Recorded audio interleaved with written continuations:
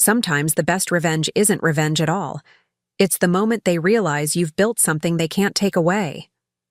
The words hung in the air as I watched George Miller's face transform from smug confidence to shock when James introduced me not as a guest, but as the CEO and majority shareholder of Pacific Northwest Capital, the company that had just acquired Miller Investments. The inheritance that should have been mine now seemed so insignificant compared to what I'd built from nothing. But I'm getting ahead of myself. Before we jump back in, tell us where you're tuning in from. And if this story touches you, make sure you're subscribed, because tomorrow I've saved something extra special for you. I first met Brian Miller at an investment seminar in downtown Boston. He was charismatic, ambitious, and carried himself with the quiet confidence of someone who knew exactly where he was headed in life. I was finishing my MBA, passionate about sustainable finance, but still uncertain about my future path. When Brian approached me after the presentation to discuss my questions about ethical investment strategies, I was flattered by his attention. Most people want to know how to maximize returns, not how to balance profit with purpose, he said, his brown eyes warm with interest. I find that refreshing. Our coffee that afternoon stretched into dinner, and by the time snow began falling, over Boston Common, I felt that peculiar certainty that sometimes arrives without warning. This person would matter in my life. Our courtship was a whirlwind of intellectual conversations about market trends, weekend hiking trips in the Berkshires, and gradual introductions to each other's worlds. Within 8 months, Brian proposed during a sunset sailing trip on Massachusetts Bay. I said yes without hesitation. I want you to meet my father, Brian said as we celebrated with champagne on the deck, the Boston skyline glittering in the distance. His approval means everything to me. George Miller, the patriarch of Miller Investments, was exactly as I'd imagined, austere, calculating, and perpetually unimpressed. The family dinner to announce our engagement remains etched in my memory for all the wrong reasons. While my parents sent their congratulations from their retirement home in Florida, George spent the evening subjecting me to what felt more like a job interview than a family welcome. "So, Jennifer," George said between precise bites of his prime rib, "Brian tells me you're interested in sustainable investment. An admirable sentiment, but hardly where the real money is made." "I believe ethical investment is the future, Mr. Miller," I replied, maintaining eye contact despite my discomfort. Studies show sustainable portfolios are increasingly outperforming traditional models over the long term. Studies can be manipulated to show whatever their authors wish to prove, he dismissed with a wave of his hand. Brian understands traditional values. Miller Investments has thrived for 3 generations by adhering to proven principles, not chasing trendy ideologies. I felt Brian's hand squeeze mine under the table, a silent plea to let the comment pass. "Dad's old school," he whispered later, as we drove home. "Once he gets to know you, he'll see what I see." But George never warmed to me or my ideas. Throughout our 3-year engagement and early marriage, our interactions remained cordial but cool. Brian assured me it didn't matter. He loved me, and eventually we would make our own mark at Miller Investments together. The company was Brian's birthright, and he had worked there since graduating college, slowly climbing the ranks under his father's exacting supervision. The understanding was always clear. One day, Brian would inherit the leadership position and a controlling interest in the firm. As his wife, I would share in that future. I joined Miller Investments after our wedding, taking a junior position in portfolio management. Despite my advanced degree and innovative ideas, George consistently overlooked my contributions during meetings and redirected my clients to more experienced advisors. Brian would soothe my frustrations in private, but rarely challenged his father publicly. "He's from a different generation," became Brian's constant refrain. "Just keep proving yourself. We're playing the long game here." I did prove myself. quietly building a portfolio of clients who appreciated my approach to balancing profit with ethical considerations. My sustainable investment group outperformed the company average for 6 consecutive quarters, yet recognition remained elusive. Instead, I watched as others, primarily men with connections to George, received promotions and accolades for lesser achievements. The situation might have remained tolerable had Kate Walker not arrived at Miller Investments. Hired as a marketing director, Kate was everything I wasn't in George's eyes. Conventional in her investment philosophy, deferential to tradition, and effusively complimentary of his business acumen. Where I questioned outdated practices, Kate celebrated the firm's storied legacy. Where I pushed for innovation, Kate emphasized time-tested approaches. I first noticed the change in Brian 3 months after Kate's arrival.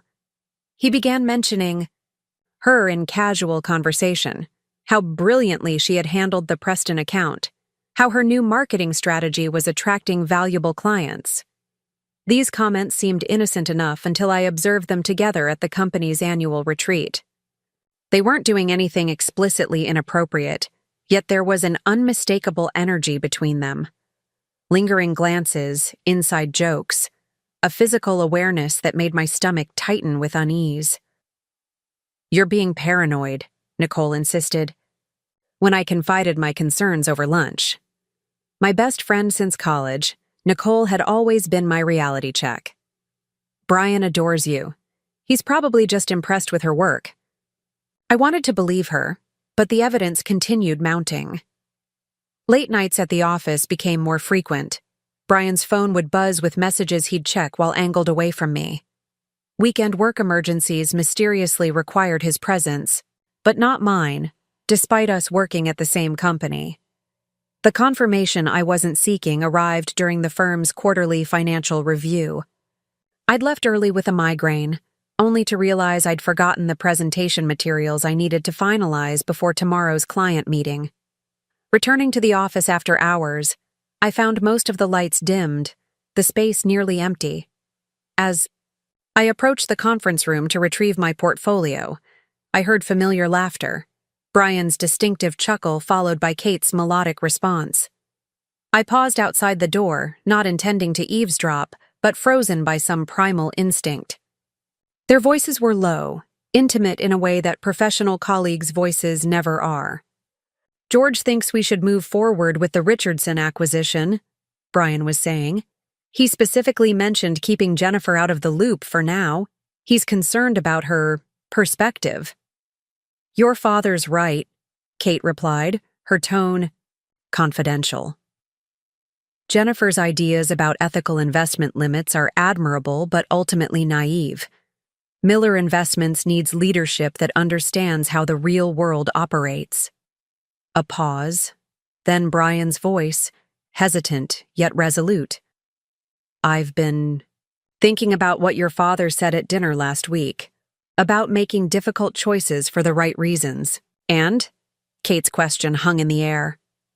"And I think he's right. Some partnerships, professional and personal, run their course." I didn't need to hear more. Quietly retreating, I left the building with my world collapsing around me. The migraine, that had been receding, now pounded with renewed intensity, physical pain mercifully distracting from the emotional devastation. That night, I said nothing when Brian returned home late, his excuse about finalizing the quarterly reports with the team hanging between us like a sad, transparent curtain. Instead, I began to watch and document everything, missing files from my office, clients mysteriously reassigned, meetings rescheduled without my knowledge. A pattern emerged of systematic undermining that could only happen with direction from above.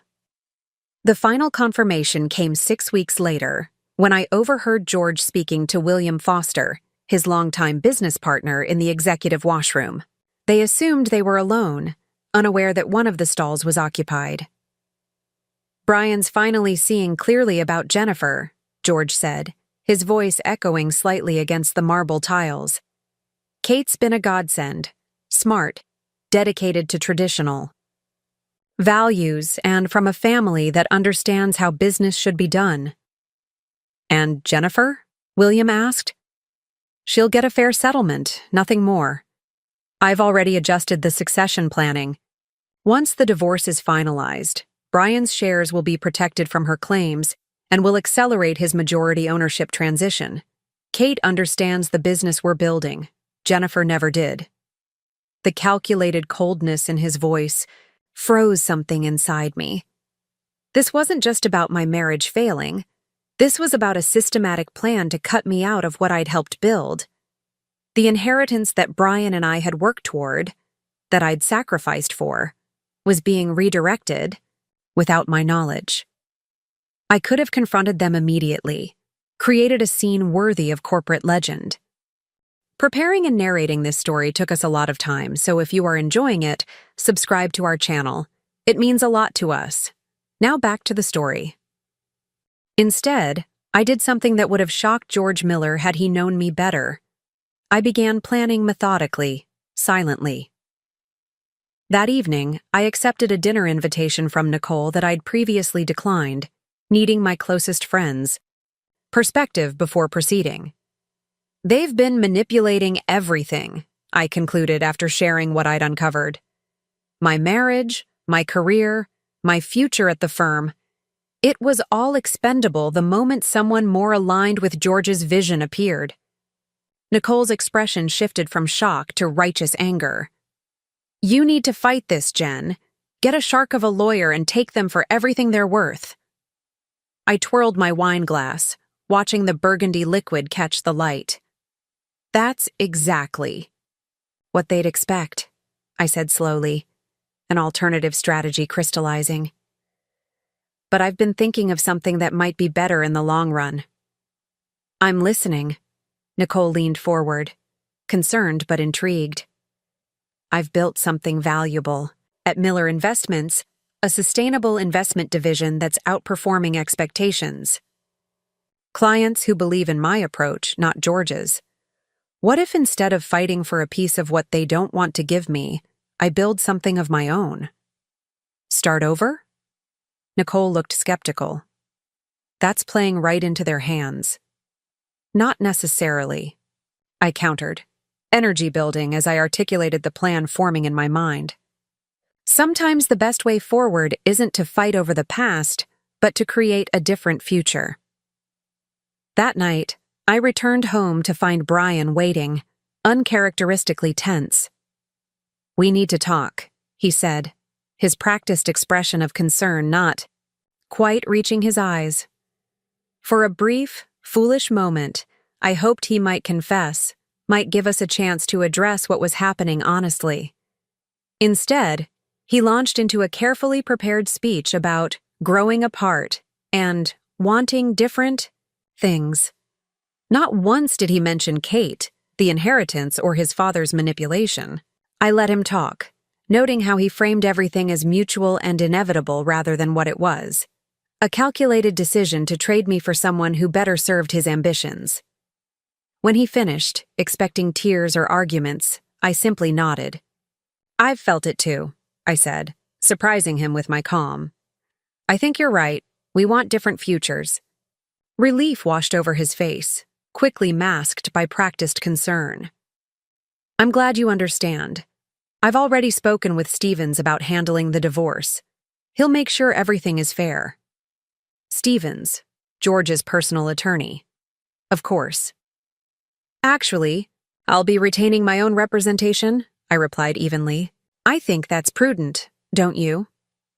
A flicker of unease crossed his features before he nodded. That's reasonable. I'll be staying at the lake house while we sort things out. Kate has offered her guest room in the meantime. Kate's guest room. The pretense was crumbling faster than even I had anticipated. I'll be gone by the end of the week, I said, already mentally cataloging what truly mattered to me versus what could be left behind. 3 days later, I submitted my resignation to Miller Investments, effective immediately. The HR director seemed genuinely surprised. They'd expected me to be fired after the divorce proceedings began, not to leave voluntarily. I cleared my office during lunch when few people would be around to witness my departure, taking only my personal items, and leaving behind the trappings of a life that no longer fit. Brian texted when he received notification of my resignation. "This is for the best. Stevens will be in touch about the settlement." What he didn't know, what none of them knew, was that I'd already secured meetings with 3 of my largest clients, explaining my departure and my future plans. All 3 had expressed interest in following me wherever I landed. I had also documented every instance of client poaching, information withholding, and strategic undermining that had occurred over the past months. Not for a lawsuit, but for clarity about what I was leaving behind and why. The divorce proceedings were clinical and swift. I accepted a settlement far smaller than what I was entitled to, much to the surprise of my attorney, who couldn't understand why I wouldn't fight for more. Brian and George looked smugly victorious as I signed the final papers, clearly believing I'd broken under pressure and was simply grateful for what little they'd offered. What they failed to realize was that I no longer wanted any part of the Miller legacy. I had something far more valuable: freedom to build something authentic, unencumbered by their limited vision. 2 days after finalizing the divorce, I loaded my car with the essentials and left Boston behind, pointed west toward Seattle and a future entirely of my own making. As the Massachusetts coastline receded in my rearview mirror, I felt not defeat, but a surging determination. Let them have Miller Investments with its outdated values and short-sighted leadership. I had glimpsed something better on the horizon. The inheritance that George had so carefully redirected from me to Kate would eventually prove to be worth far less than what I was about to create. But that revelation was still years away, waiting patiently for the moment when all 3 Millers would understand exactly what they had lost.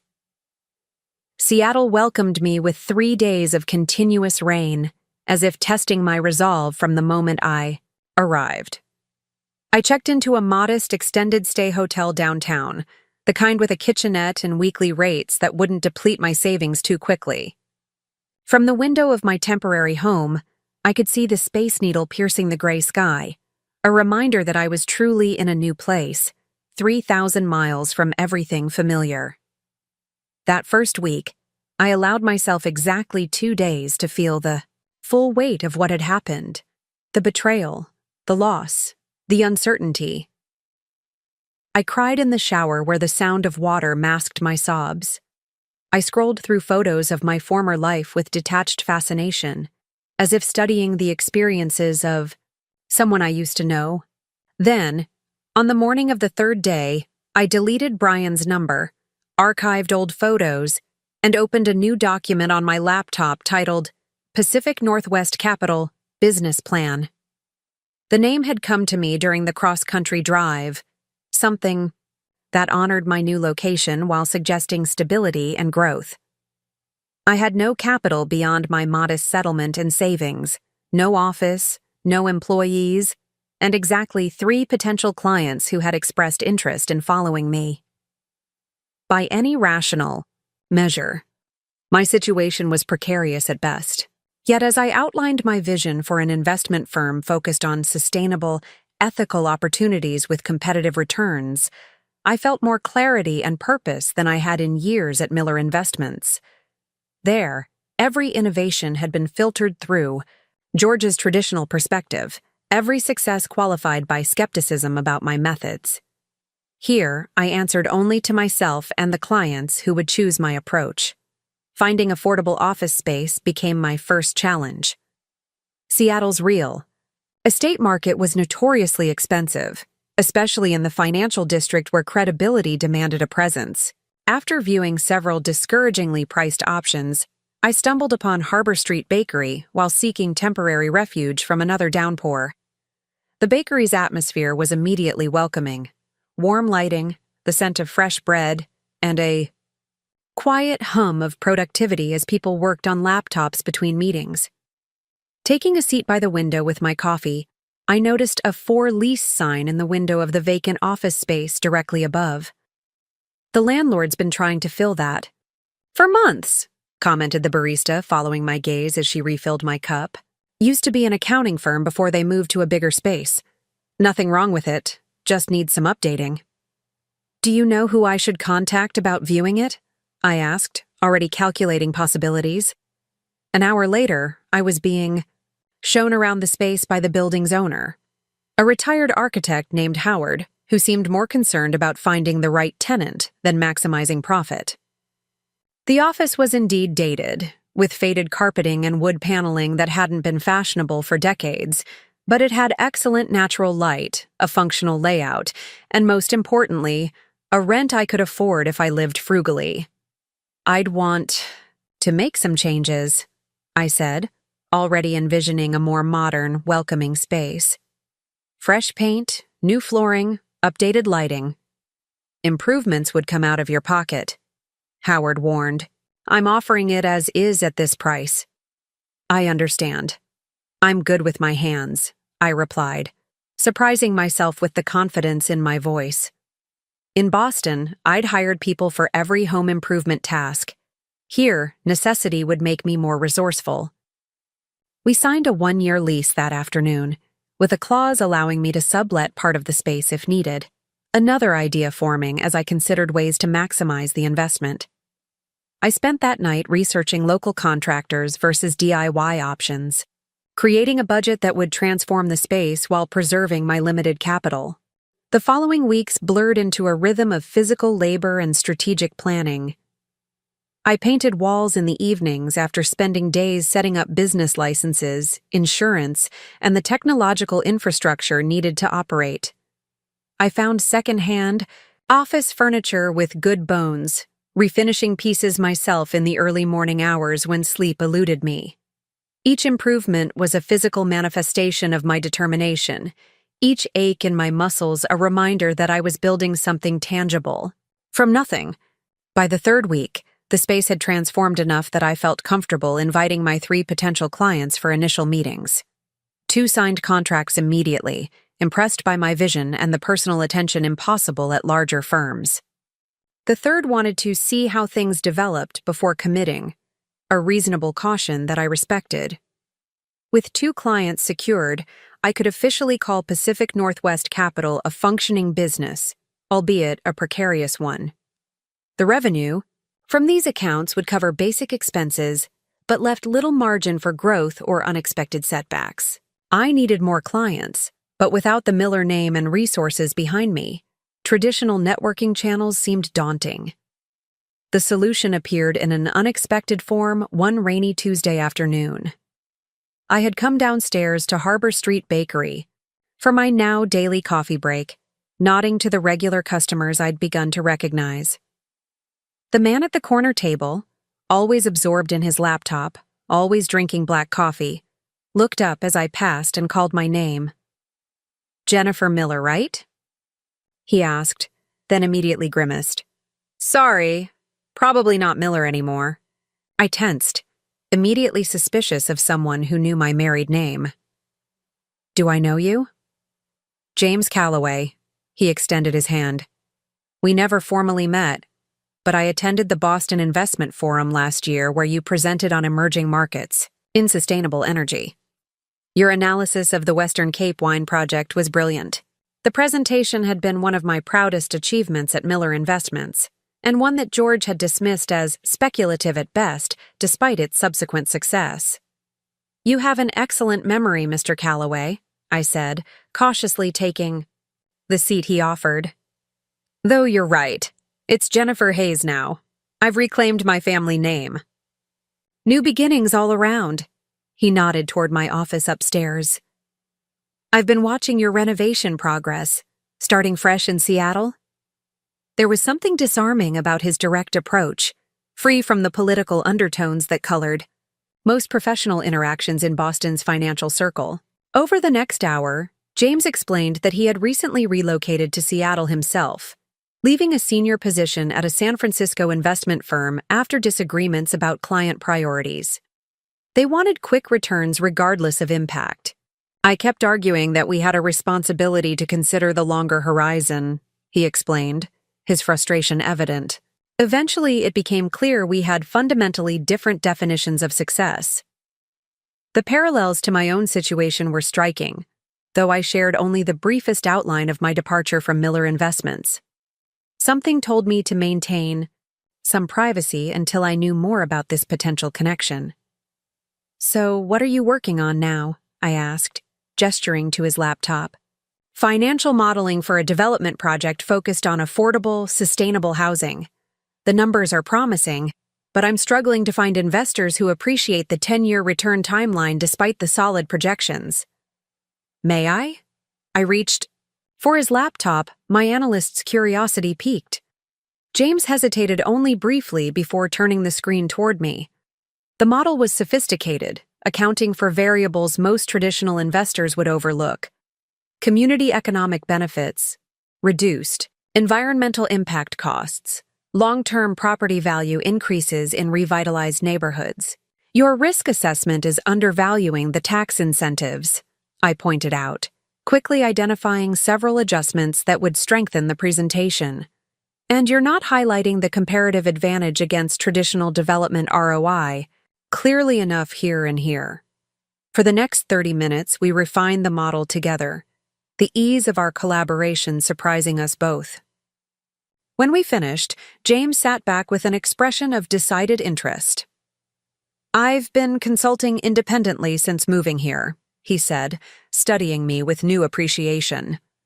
"But I've been considering finding a partner with complementary skills, someone who shares certain values but brings different perspectives to the table." "I'm listening," I replied, ignoring the cautious voice reminding me how recently I'd been burned by professional partnerships. "I should show you what else I'm working on," James suggested. "Maybe you could give me your perspective on a few other projects I've been developing." That initial conversation extended into a dinner meeting the following evening, where James shared his client portfolio and vision for ethical investment that prioritized community development alongside profit. His approach aligned remarkably with the principles I'd outlined in my business plan, but had struggled to fully articulate. "The problem with most ethical investment firms," James explained over locally sourced seafood at a small restaurant overlooking Elliott Bay, "is that they position themselves as charities with returns, not serious investment opportunities. That's why traditional firms like Miller Investments dismiss them so easily." I flinched slightly at the company name, which James immediately noticed. "I've made some assumptions about your departure from Boston," he acknowledged carefully. "But I want to be clear. I'm interested in a potential partnership because of what I've seen in your work and your thinking, not because of any connection to your former firm." The directness was refreshing after months of navigating hidden agendas and unspoken manipulations. Over the next week, we met daily, sharing our respective expertise, challenging each other's assumptions, and gradually building a vision for what our combined strengths could create. James had more established client relationships and greater capital reserves. I brought innovative strategies and a meticulous approach to operations. By the end of the month, we had drafted a formal partnership agreement with the help of independent attorneys. Pacific Northwest Capital would expand, with James bringing his clients and resources into the firm as an equal partner. We would focus on sustainable investment opportunities that met rigorous ethical standards while delivering competitive returns, proving that principled finance could outperform traditional approaches in the long run. The day we signed the partnership papers, James surprised me with a gift, a small potted Douglas fir tree from my office window. "In forestry, they've discovered that trees don't just compete with each other," he explained as I found a place for it in the sunlight. "They actually form networks underground, sharing resources and information. The strongest forests are collaborative ecosystems, not collections of isolated individuals." I studied him, appreciating the metaphor and the thought behind it. "Is that how you see our partnership?" "I think it's how business should work," he replied simply, "and rarely does." With our combined resources, we were able to complete the office renovation properly, creating a space that reflected our vision: open, transparent, and geared toward collaboration rather than hierarchy. We hired a receptionist, then a research analyst, gradually building a team that shared our commitment to redefining successful investment. 6 months after my arrival in Seattle, Pacific Northwest Capital had established itself as a boutique firm specializing in sustainable investments, with competitive returns. Our client list grew steadily, primarily through referrals from satisfied investors impressed by our personalized approach and consistent results. I found myself working longer hours than I ever had at Miller Investments, but the exhaustion felt entirely different. This was building something meaningful, not striving for approval that would never come. James and I developed a comfortable routine, our complementary strengths creating a natural division of responsibilities. He focused on client relationships and identifying new investment opportunities. I developed our analytical frameworks and operational systems. We challenged each other regularly, but always with respect for the ultimate shared goal. I was careful to maintain professional boundaries, mindful of how quickly my last partnership had unraveled when personal feelings became involved. If James noticed my occasional guardedness, he never mentioned it, instead demonstrating his reliability through consistent actions rather than declarations. 1 year to the day after I'd left Boston, I finally felt secure enough to look for permanent housing in Seattle. The extended stay hotel had long since been replaced by a month-to-month apartment rental, but neither felt like a true home. With the business stable and growing, I could justify putting down more permanent roots. James offered to help with the search, having recently purchased a house in the Lakeside Terrace neighborhood himself. "There's actually a Craftsman 2 streets over from me that just hit the market," he mentioned casually one morning. "Needs some work, but it has good bones. Reminds me of your approach to this office." The house was nothing like the sleek downtown Boston condominium I'd shared with Brian. It was older, with character and imperfections, surrounded by towering cedar trees, and featuring a small backyard garden that had clearly once been loved, but now needed attention. The moment I walked through the front door, something settled in my chest, a recognition that this space could become truly mine in a way no previous home had been. I made an offer that afternoon, and when it was accepted, experienced my first moment of genuine panic since arriving in Seattle. Purchasing a house meant committing to this new life completely, admitting there was no temporary measure about my situation, no easy return to what had been. "Second thoughts?" James asked gently when I shared the news, something in my expression clearly communicating my inner turmoil. "Not exactly," I tried to explain the complex emotions. "More like realizing how far I've come from where I thought my life was headed. A year ago, I was planning my future as part of Miller Investments, married to Brian, eventually taking our place in Boston society as his father aged.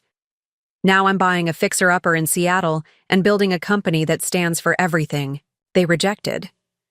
"Sounds like an upgrade to me," James said, with the straightforward honesty I'd come to value.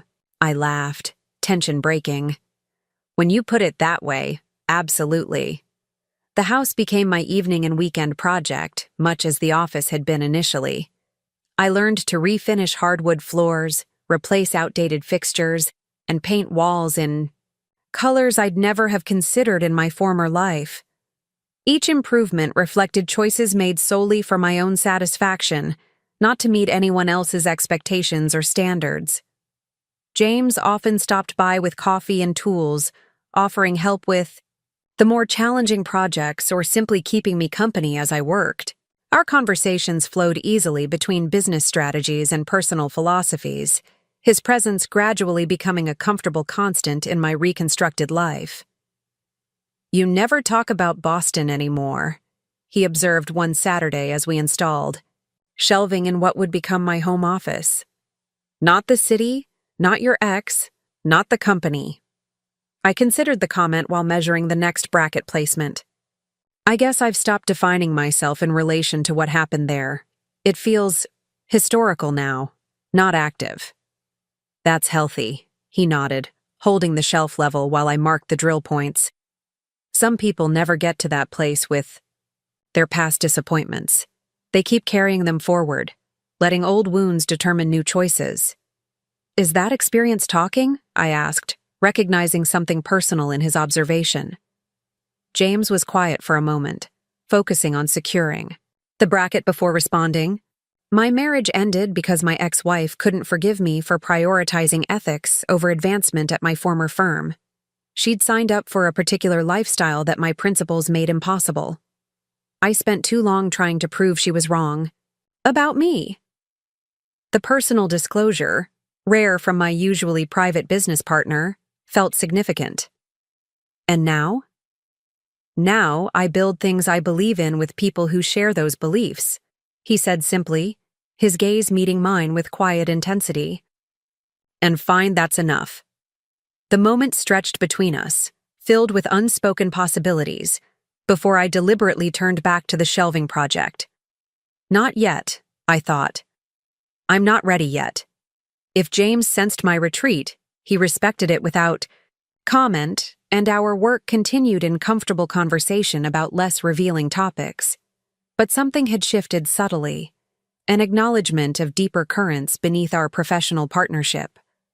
As Pacific Northwest Capital approached its second anniversary, our success had exceeded even our most optimistic projections.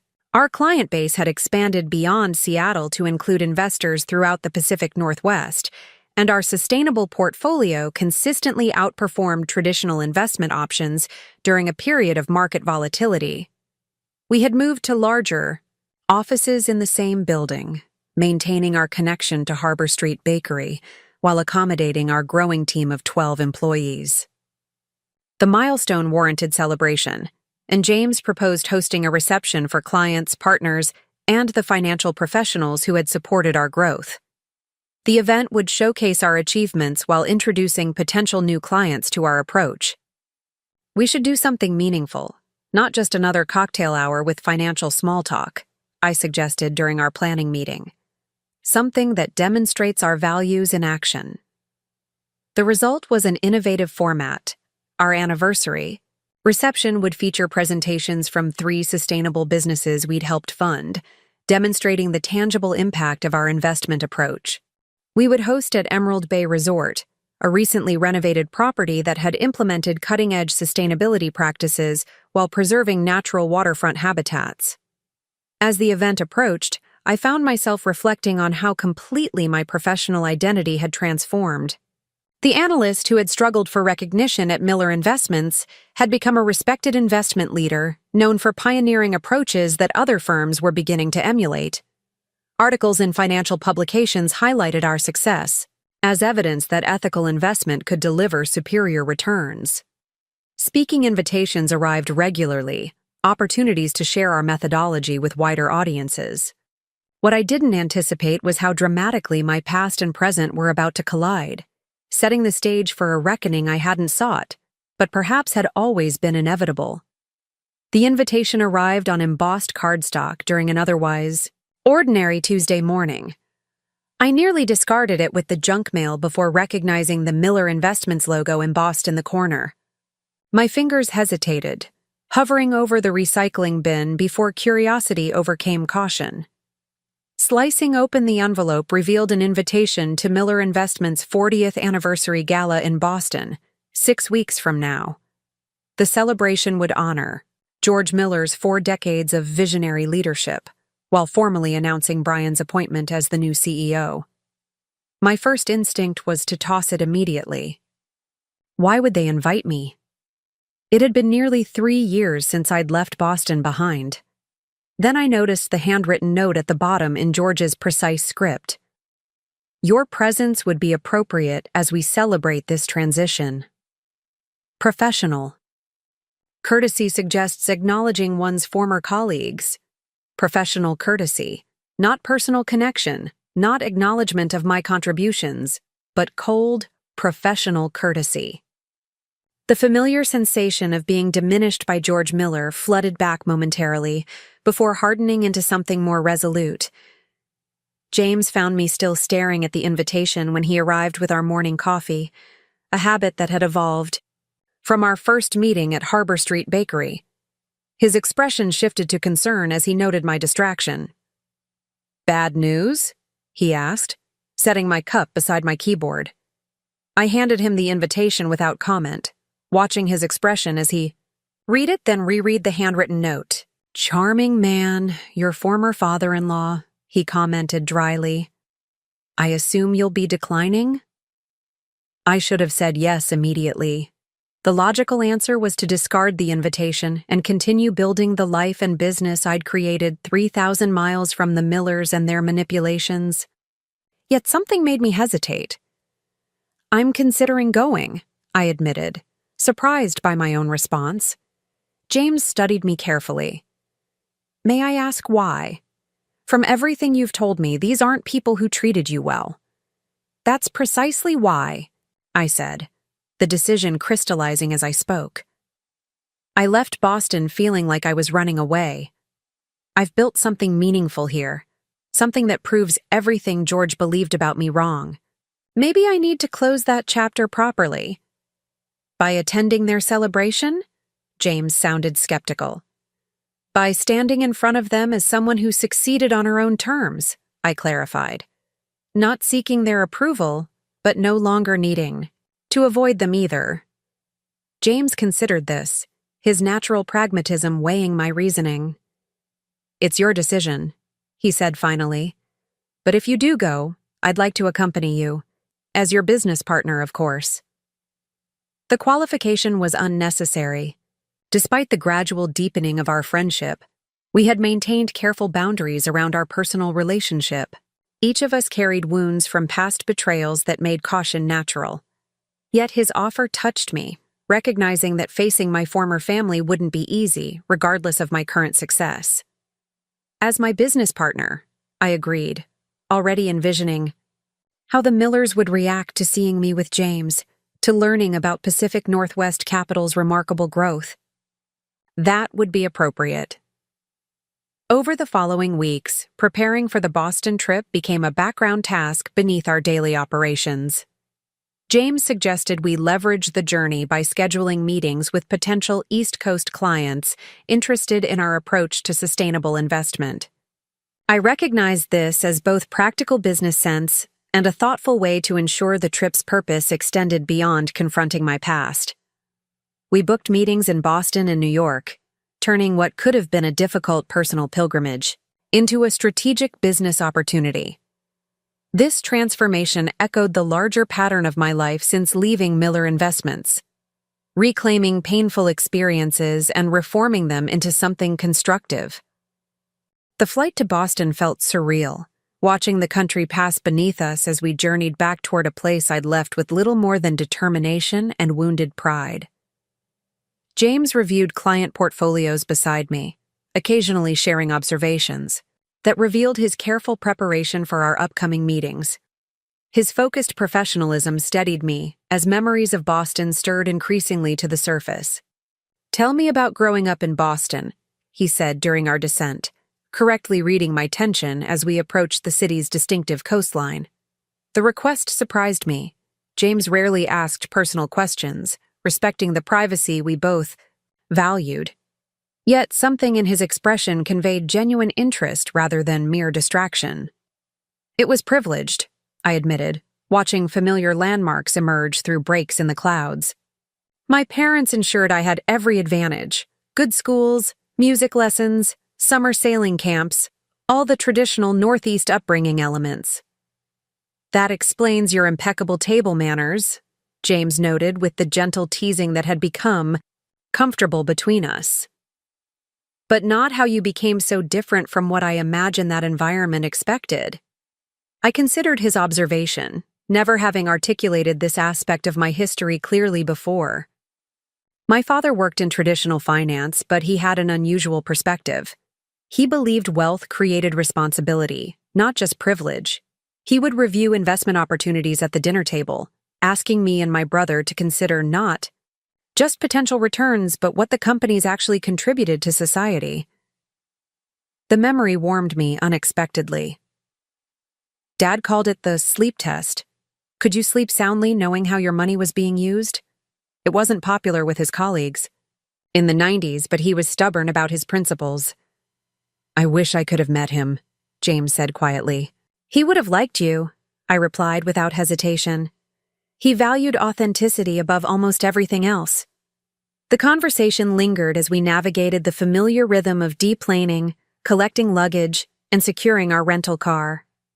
Boston greeted us with perfect autumn weather, crisp air, brilliant foliage, and sunlight that gilded the historic architecture with nostalgic warmth. Despite everything, the city's beauty still touched something in me. We had reserved rooms at a boutique hotel downtown, strategically distant from the Commonwealth Avenue neighborhood where the Millers lived, and where Brian and I had shared our marital home. After freshening up, we met in the lobby to review our schedule for the following day. 3 client meetings before the evening gala at the Boston Harbor Hotel. We should eat, James suggested, noting it was well past our usual dinner time. Any recommendations that won't have too many ghosts? I appreciated his awareness of how loaded this city was with my history. There's a small Italian place in the North End that I doubt the Millers ever visited. Too authentic, not enough social cachet. The restaurant proved perfect, busy enough to create comforting anonymity but intimate enough for conversation. Over handmade pasta and a bottle of Barolo, we finalized our presentation strategy for tomorrow's meetings, deliberately focusing on business until the edge of my tension had softened. Are you ready for tomorrow evening? James finally asked, as we lingered over espresso. Seeing them again after everything that happened? I considered the question seriously. I think I am. Not because it won't affect me, but because who I am now is so different from who I was then. When I left, I was defined by what they had taken from me. Now, I'm defined by what I've built. James nodded, his expression thoughtful. Just remember, whatever happens tomorrow, it doesn't change anything about what we've accomplished. The opinions of people who couldn't recognize your value reflect on them, not you. When did you get so wise? I asked, only half joking. Experience, he replied simply. Failed marriage, professional betrayal, starting over. Sound familiar? The difference is I had 10 more years to process it all before meeting you. The why. Personal revelation, rare from my typically reserved partner, created a moment of deeper connection between us. As we walked back to the hotel through Boston's historic streets, our conversation shifted to sharing more of the experiences that had shaped our approaches to business and relationships, the protective walls between personal and professional, temporarily lowered. Morning arrived with characteristic New England clarity, sunlight streaming through my hotel window as I prepared for our first meeting. James and I had arranged to present to a sustainable energy investment group interested in expanding their portfolio to include Pacific Northwest opportunities. The session went remarkably well, our complementary presentation styles creating a compelling case for our approach. You have an impressive operation, their senior partner commented as we concluded. Frankly, when we heard about your sustainability metrics, we expected something more idealistic and less rigorous. That's the fundamental misconception. We're changing, I replied confidently. Ethics and profitability aren't opposing forces when the analysis is sophisticated enough to capture true long-term value. Our second and third meetings followed similar patterns. Initial skepticism, followed by growing interest as our track record and methodology spoke for themselves. By late afternoon, we had tentative commitments from 2 potential clients and a follow-up meeting scheduled with the third during our next East Coast visit. We make a good team, James observed as we returned to the hotel to prepare for the evening's gala. Your analytical precision balances my big-picture approach perfectly. Was there ever any doubt? I smiled, feeling genuine satisfaction in our professional accomplishments regardless of what the evening might bring. Preparing for the gala required a transformation from business professional to evening elegance. I had purchased a gown specifically for the occasion, not the safe black I would have chosen in my Boston days, but a deep emerald silk that complemented my eyes and projected quiet confidence. As I applied makeup and arranged my hair, I studied my reflection, noting how different I looked from the woman who had fled this city 3 years earlier. It wasn't just physical changes, though my previously long hair was now styled in a sophisticated shoulder-length cut, and regular hiking in the Pacific Northwest had added a healthy glow to my complexion. The fundamental difference was in my expression, my posture, the absence of the anxious desire to please that had characterized my years with the Millers. James knocked precisely at the arranged time, impeccable in a tailored tuxedo that emphasized his athletic build. His eyes widened appreciatively as I opened the door. "You look—" He paused, seeming to reconsider his words. "Ready to make quite an impression." "That's diplomatic," I laughed, grateful for his careful maintenance of our boundaries despite the undeniable current that sometimes flowed between us. "Professional admiration only," he assured me with a smile that suggested otherwise. "Shall we?" The Boston Harbor Hotel ballroom had been transformed for the anniversary celebration, the elegant space reflecting George Miller's preference for traditional opulence. Crystal chandeliers illuminated floral arrangements in Miller Investments, signature blue and gold, while a string quartet played classical selections for arriving guests. We paused at the entrance, my hand instinctively tightening on James's arm, as I surveyed the room filled with familiar faces from my previous life. Many were acquaintances from Boston's financial community, people who would have heard rumors about my departure but little of my subsequent success. "Ready?" James asked quietly, covering my hand with his own in a gesture of support. I nodded, straightening my shoulders as we entered. The immediate ripple of recognition was subtle but unmistakable, conversations pausing momentarily, glances directed our way, whispers behind cocktail glasses. I had anticipated this reaction, yet the reality still triggered a flutter of anxiety that I deliberately pushed aside. We collected champagne from a passing server and began circulating, greeting several people I had maintained cordial relationships with during my Boston years. Their surprise at seeing me quickly gave way to curiosity about Pacific Northwest Capital, especially when James smoothly introduced himself as my business partner. "Sustainable investment?" repeated Thomas Harrington, a senior manager at Boston Federal Trust who had always been respectful of my work at Miller. "That's becoming quite the conversation in traditional circles lately. Your timing might be perfect." "Less about timing than conviction," James replied. Jennifer recognized the potential while others were still dismissing it as idealistic. Our growth confirms her vision. The subtle emphasis on my leadership role wasn't lost on Thomas, whose eyebrows raised slightly. "Impressive. I'd be interested in hearing more about your success metrics sometime." "We're in town until Wednesday," I offered, exchanging business cards. "Perhaps breakfast Tuesday?" The interaction set a pattern for our initial conversations. Surprise at my presence transforming into professional interest as our firm's accomplishments became apparent. Each exchange strengthened my confidence, reinforcing that I belonged in this environment not as Brian Miller's wife or George Miller's disappointment, but as a financial professional in my own right. I was deep in conversation with a former colleague when I felt James stiffen beside me, his attention drawn to the ballroom entrance. Following his gaze, I saw them, George and Brian Miller, accompanied by Kate, now clearly pregnant in an elegant maternity gown.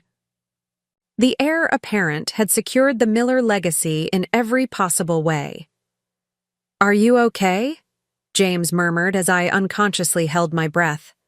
"Perfectly," I assured him, surprised to discover it was largely true. The sight of them triggered complex emotions, but not the devastation I might once have feared. "Let's get another drink before the inevitable encounter." We had just received fresh champagne when George spotted us, his expression shifting from practiced social affability to momentary shock before settling into calculated neutrality. He murmured something to Brian, whose head turned in our direction with similar surprise. After a brief conference, The three Millers began making their way toward us through the crowded room. "Jennifer?" George greeted me with the precise formality I remembered well. "How unexpected to see you here. I wasn't certain you would accept our invitation." "I wouldn't miss celebrating Miller Investments' achievements," I replied evenly, "many of which I contributed to during my time with the firm." If the pointed reminder of my professional contributions irritated him, George revealed nothing beyond a tightening at the corners of his mouth. His attention shifted deliberately to James. "I don't believe we've been introduced," he prompted with the authority of a man accustomed to knowing everyone of consequence in the room. "James Calloway." James extended his hand with relaxed confidence that matched George's authority without mimicking it. "Co-founder of Pacific Northwest Capital. Jennifer and I built the firm together after she left Boston." The careful wording was deliberate, establishing our equal partnership while referencing my departure rather than my divorce. Brian shifted uncomfortably beside his father, while Kate watched the exchange with undisguised curiosity. "Pacific Northwest Capital," George repeated, clearly searching his mental database for information. "I don't believe I'm familiar with your operation." "That's not surprising," I interjected smoothly. "We focus exclusively on sustainable investment opportunities with specific ethical parameters, not traditionally Miller Investments' area of interest." "Sustainable investment," Brian echoed with the faintly dismissive tone I remembered well. "That's certainly trendy these days." "Trendy suggests ephemeral," James countered pleasantly. "Our consistent outperformance of traditional portfolios during market volatility suggests something more fundamental. But I understand the skepticism. Innovation often appears as trend to established institutions until it becomes the new standard." The subtle challenge wasn't lost on George, whose expression hardened slightly. Miller Investments has survived by recognizing the difference between genuine innovation and passing fads. 40 years of success validates our approach, I believe. "Congratulations on your anniversary," I acknowledged sincerely. "Building a lasting institution is a significant achievement. We're approaching our third year at Pacific Northwest Capital, with similar aspirations for longevity, though with a somewhat different vision." Kate, who had remained silent during this exchange, suddenly extended her hand toward me. "I don't think we've been properly introduced since everything happened. I'm Kate Miller." The directness caught me off guard. During my Boston years, Kate had been a peripheral figure, then suddenly central to my life's dissolution. Meeting her now, heavy with the child that would cement her position in the Miller dynasty, I was struck by how young she seemed, how eager for acknowledgement. "Jennifer Hayes," I replied, deliberately using my reclaimed name as I briefly shook her hand. "Congratulations on your family's expansion." "Thank you," she smiled, placing a protective hand over her rounded abdomen. "We're expecting a boy, the first male heir in the next generation of Millers." The comment might have been innocent, merely sharing happy news, but the emphasis on male heir suggested she understood the Miller family's traditional values all too well. I remembered George's dismissal of my professional contributions, his clear preference for a daughter-in-law who would support the Miller legacy through traditional means rather than equal partnership. "How fortunate," I responded neutrally, then turned to include James in the conversation. "We should circulate before dinner. We have several potential East Coast clients attending tonight." "Of course," James agreed smoothly. "Mr. Miller, congratulations again on your anniversary. Brian, best wishes on your new position. Mrs. Miller, a healthy delivery to you." As we moved away, I felt George's calculating gaze following us, reassessing whatever he had believed about my post-Boston life against the evidence before him. The encounter had been brief, but clarifying. They had continued exactly as planned after my departure, yet somehow the reality seemed smaller than the shadow they had cast over my imagination. Throughout dinner, I was aware of the Millers at their prominent table near the stage, occasionally glancing in our direction during conversations with their table mates. James and I were seated with an interesting mix of Boston financial professionals, including several who expressed genuine interest in our approach to ethical investment. "The landscape is shifting," observed Eleanor Winters, managing director of a prominent wealth management firm. "Clients increasingly want to know their money supports their values, not just their lifestyle. Your model seems ahead of that curve." Jennifer recognized that shift before most, James noted, his habitual acknowledgement of my contributions warming me despite the professional context. "Our firm's foundation is built on her insight that ethics and returns aren't competing priorities." As coffee was served, George Miller approached the podium to deliver his anniversary address. His commanding presence silenced the room immediately, hundreds of Boston's financial elite attentive to the patriarch's words. He spoke eloquently about Miller Investments' evolution through challenging markets and changing regulations, emphasizing the firm's commitment to timeless principles in a changing world. "Our continued success rests on understanding that while methods may evolve, fundamental values remain constant," George declared, his authoritative voice carrying easily through the ballroom. "Tonight, we celebrate not just our past achievements, but our future direction under the leadership of the next generation." He gestured toward Brian, who stood to acknowledge the applause with practiced humility. "My son has demonstrated his commitment to upholding the Miller legacy while guiding our firm through the challenges of contemporary markets. Tonight, I am pleased to formally announce his appointment as Chief Executive Officer of Miller Investments, effective immediately." The announcement was met with enthusiastic applause, especially from the tables occupied by Miller employees and longtime clients. I joined the applause politely, observing Brian's moment of triumph with detached interest. Once, I had expected to stand beside him during such moments. Now I watched as a spectator, aware that my own path had diverged toward something more authentic to my values. "And now," George continued once the applause subsided, "I would like to announce a significant new direction for Miller Investments, one that ensures our continued leadership in the changing financial landscape."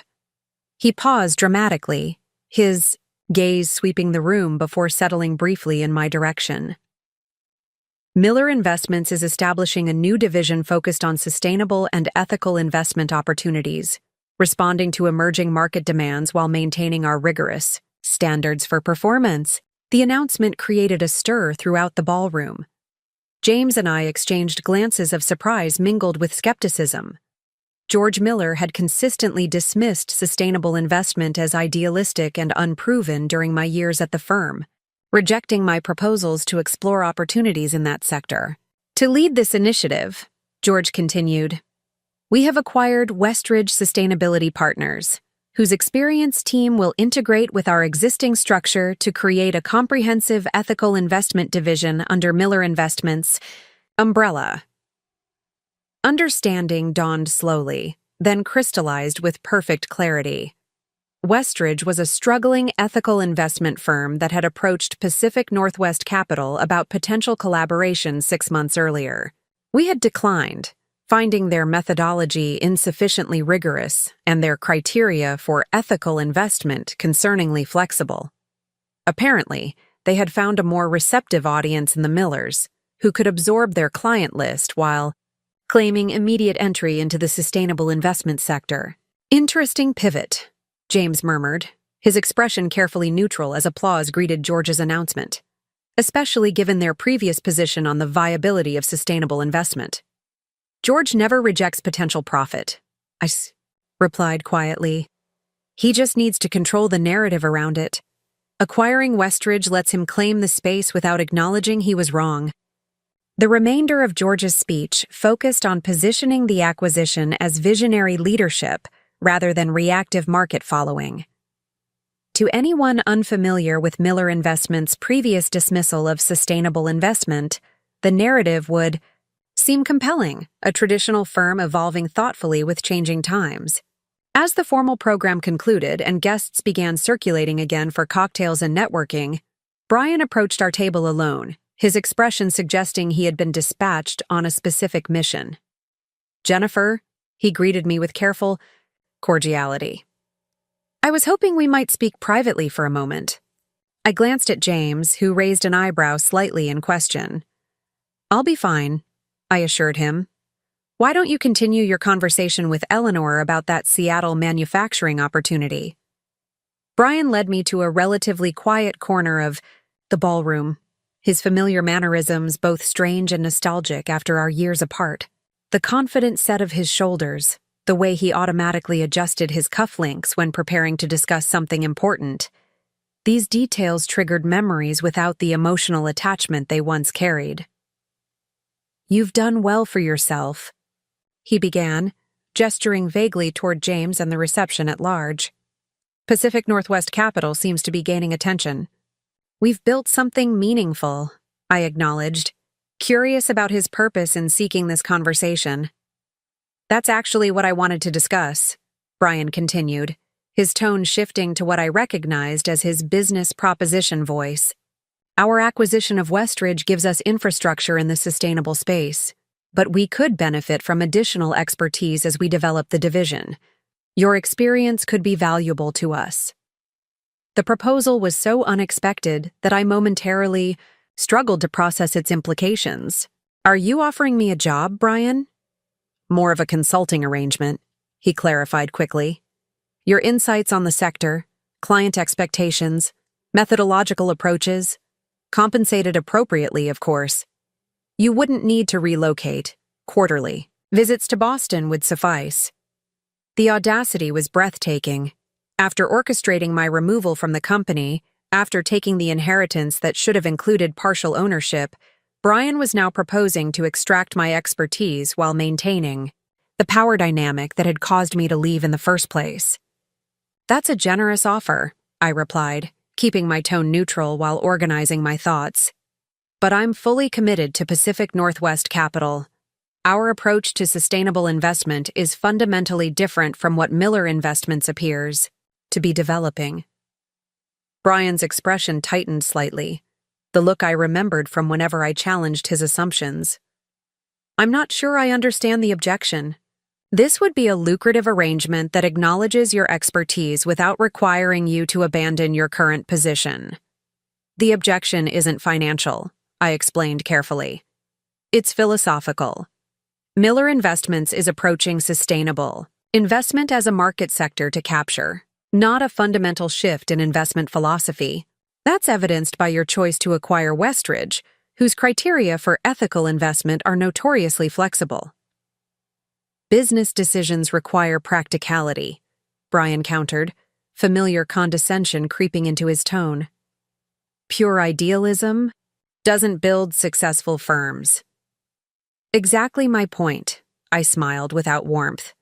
"We have fundamentally different definitions of success. Mine includes integrity as a non-negotiable component." The implicit criticism landed visibly, color rising in Brian's face.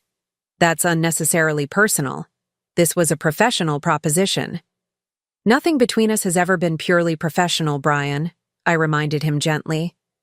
"Not our marriage, not my departure from Miller Investments, and certainly not this offer, which comes suspiciously soon after seeing James and me together, hearing about our firm's success, and realizing you might have miscalculated." His expression confirmed my assessment. The offer hadn't come from strategic business planning, but from witnessing my unexpected success and seeking to reclaim some control over the narrative. "I thought enough time had passed that we could interact as colleagues," he said stiffly. Obviously, I was mistaken. "On the contrary," I corrected him, "I'm perfectly comfortable interacting as colleagues. That means acknowledging our history, honestly, rather than pretending professional detachment. It also means recognizing that our professional paths have diverged for good reasons." Before Brian could respond, James appeared at my side, his timing either fortunate or deliberately orchestrated. "Sorry to interrupt, but Eleanor is quite interested in continuing our discussion about the Seattle manufacturing initiative. She's asked if we might join her for a nightcap to explore potential collaboration." "Of course," I agreed, grateful for the graceful exit. "Brian, thank you for the conversation. Please extend my congratulations to your father on tonight's celebration." As we moved away, James leaned closer to ask quietly, "Everything all right?" "Perfectly," I assured him. "Just an unexpected job offer I had no difficulty declining." His eyebrows raised in surprise. Bold move on their part. "Not bold," I corrected, with sudden clarity. "Desperate. They've realized they're behind the curve on sustainable investment and trying to shortcut their way into the sector. The fact that they approached me suggests they're struggling to integrate Westridge effectively. The flight back to Seattle felt like crossing a boundary between worlds. As the plane rose above Boston Harbor, I watched the city shrink beneath us, the gleaming financial district, the historic neighborhoods, the coastline that had once represented home. Now it all seemed like a diorama of a life I had once inhabited, familiar yet distant. "Penny for your thoughts?" James asked, closing his laptop where he'd been reviewing notes from our East Coast meetings. "Just reflecting on perspective," I replied, turning from the window. "How differently I see Boston now compared to when I lived there. How differently I see myself." James nodded, understanding without requiring elaboration. It was one of the qualities I most valued in our partnership, this ability to communicate, in shorthand, to recognize the weight behind simple statements. "The Miller situation is interesting," he observed after a moment. "Their acquisition of Westridge suggests they recognize the market shift towards sustainable investment. But Brian's offer indicates they don't actually understand the space. They're approaching it as a trend to capitalize on rather than a fundamental shift in investment philosophy," I agreed. "Which is why acquiring Westridge made sense to them. It gives them immediate market presence without requiring genuine transformation. Their loss, our gain," James concluded pragmatically. Speaking of gain, Eleanor Winters seemed quite serious about potential collaboration. Her client base would significantly expand our East Coast presence. The conversation shifted to business planning, the familiar territory of strategy and execution, providing comfortable distance from the more personal aspects of our Boston visit. By the time we landed in Seattle, we had outlined a framework for leveraging our new connections into expanded market reach. Pacific Northwest Capital welcomed us back with the comfortable familiarity of a true home. Our team had capably managed operations during our absence, and the office hummed with productive energy as we returned. Rachel, my executive assistant, had arranged my schedule to allow catch-up time before diving back into client meetings. "Everything went smoothly here," she reported, handing me a neatly organized folder of matters requiring attention. "Though Anderson Renewables is getting pressure from traditional investors about their growth timeline, they could use some reassurance about our commitment to their 5-year development plan. Schedule a lunch with their CEO next week," I requested.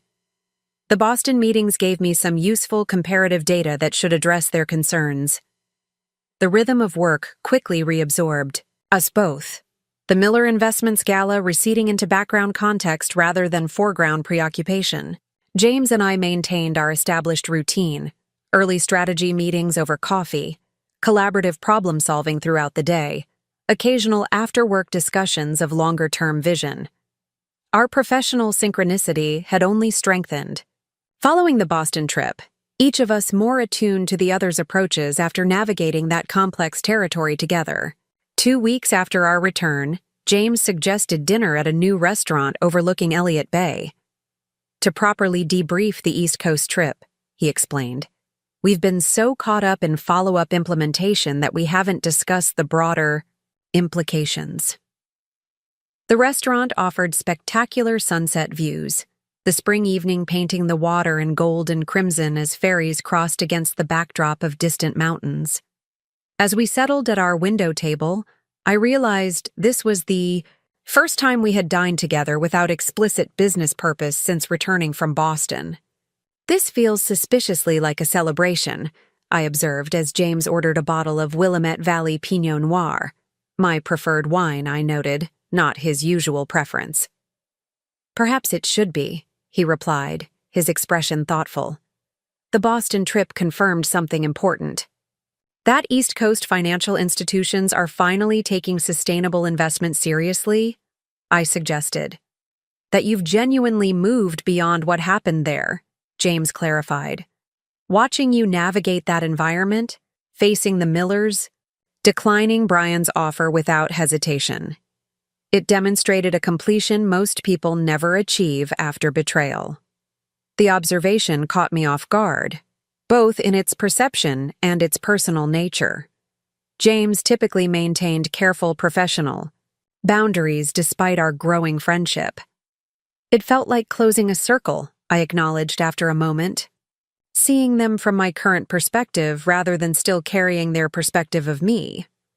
Exactly. James nodded, accepting our wine from the server and waiting until glasses were poured before continuing. Which raises an important question about future direction, both for Pacific Northwest Capital and... He hesitated, uncharacteristically uncertain. And, I prompted. And for us, he completed, meeting my gaze directly. Jennifer, we've built something remarkable together professionally. I think we've both been cautious about acknowledging that our connection extends beyond business partnership. For good reasons, given our respective histories. My heart quickened, recognizing the conversation's shift into territory we had carefully circumnavigated for 2 years. We have been cautious, I agreed carefully. The firm's success depended on a stable foundation. The firm is now established beyond any reasonable doubt, James pointed out. Which means we're running out of rational explanations for maintaining artificial distance in our personal relationship. The directness was quintessentially James, thoughtful but straightforward, respecting complexity without hiding in it. I found myself both anxious and relieved that we were finally addressing what had remained unspoken between us. Are you suggesting we should reconsider our boundaries? I asked, needing explicit clarity despite understanding his meaning. I'm suggesting that our current arrangement feels increasingly like avoidance rather than prudence, he replied. We work together beautifully. We enjoy each other's company. We share fundamental values and complementary approaches to both business and life. At some point, continuing to pretend we're only business partners becomes its own kind of dishonesty. The waves of Elliott Bay caught the last golden light as the sun slipped behind Olympic Mountains.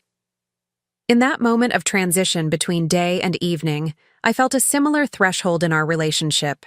The familiar illuminated differently, revealing possibilities previously left in shadow. I've been afraid, I admitted, the honesty both frightening and freeing. Not of you specifically, but of trusting my judgment about relationships again. After Brian, after everything with the Millers, I questioned whether I could recognize genuine partnership from manipulation. James nodded, his expression reflecting understanding rather than judgment. That's entirely reasonable.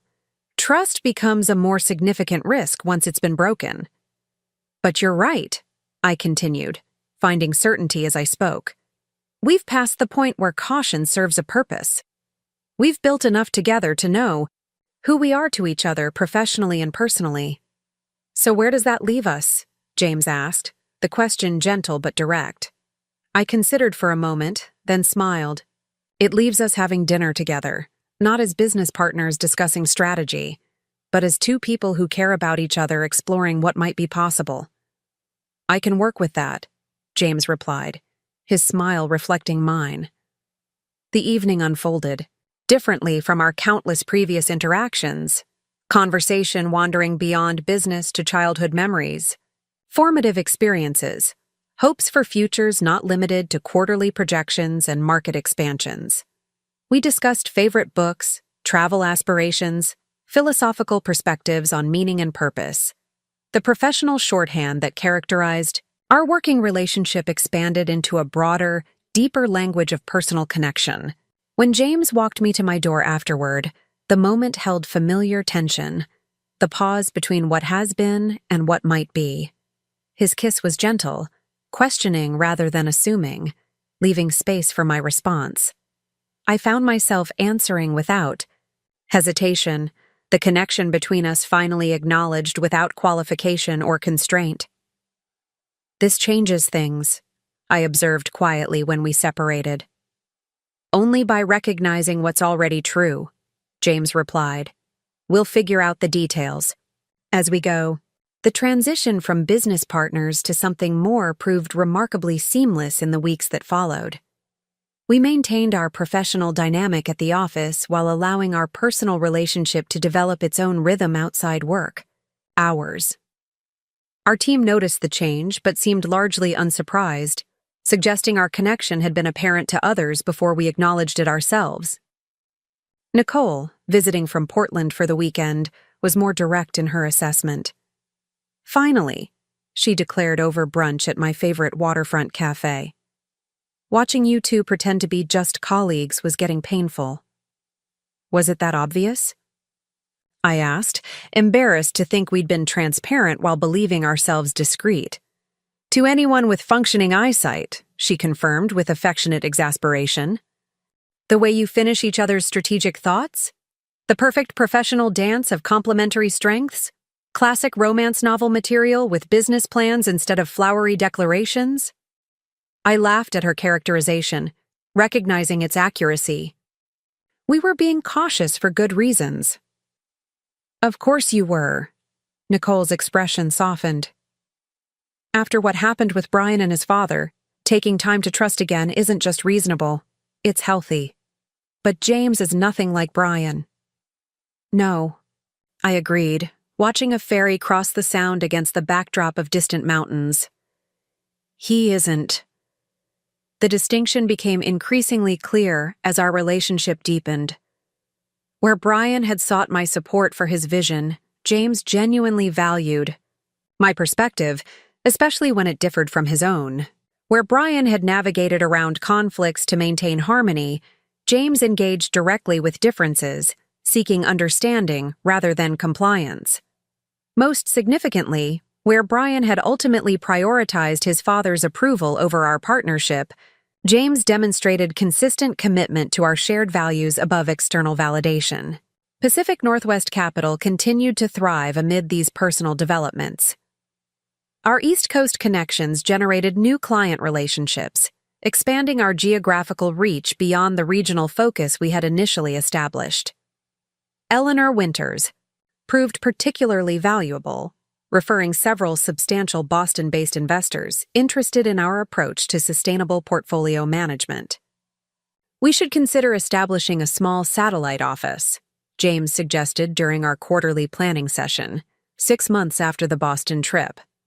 "The East Coast client base is growing faster than we anticipated, and these relationships benefit from regular face-to-face interaction.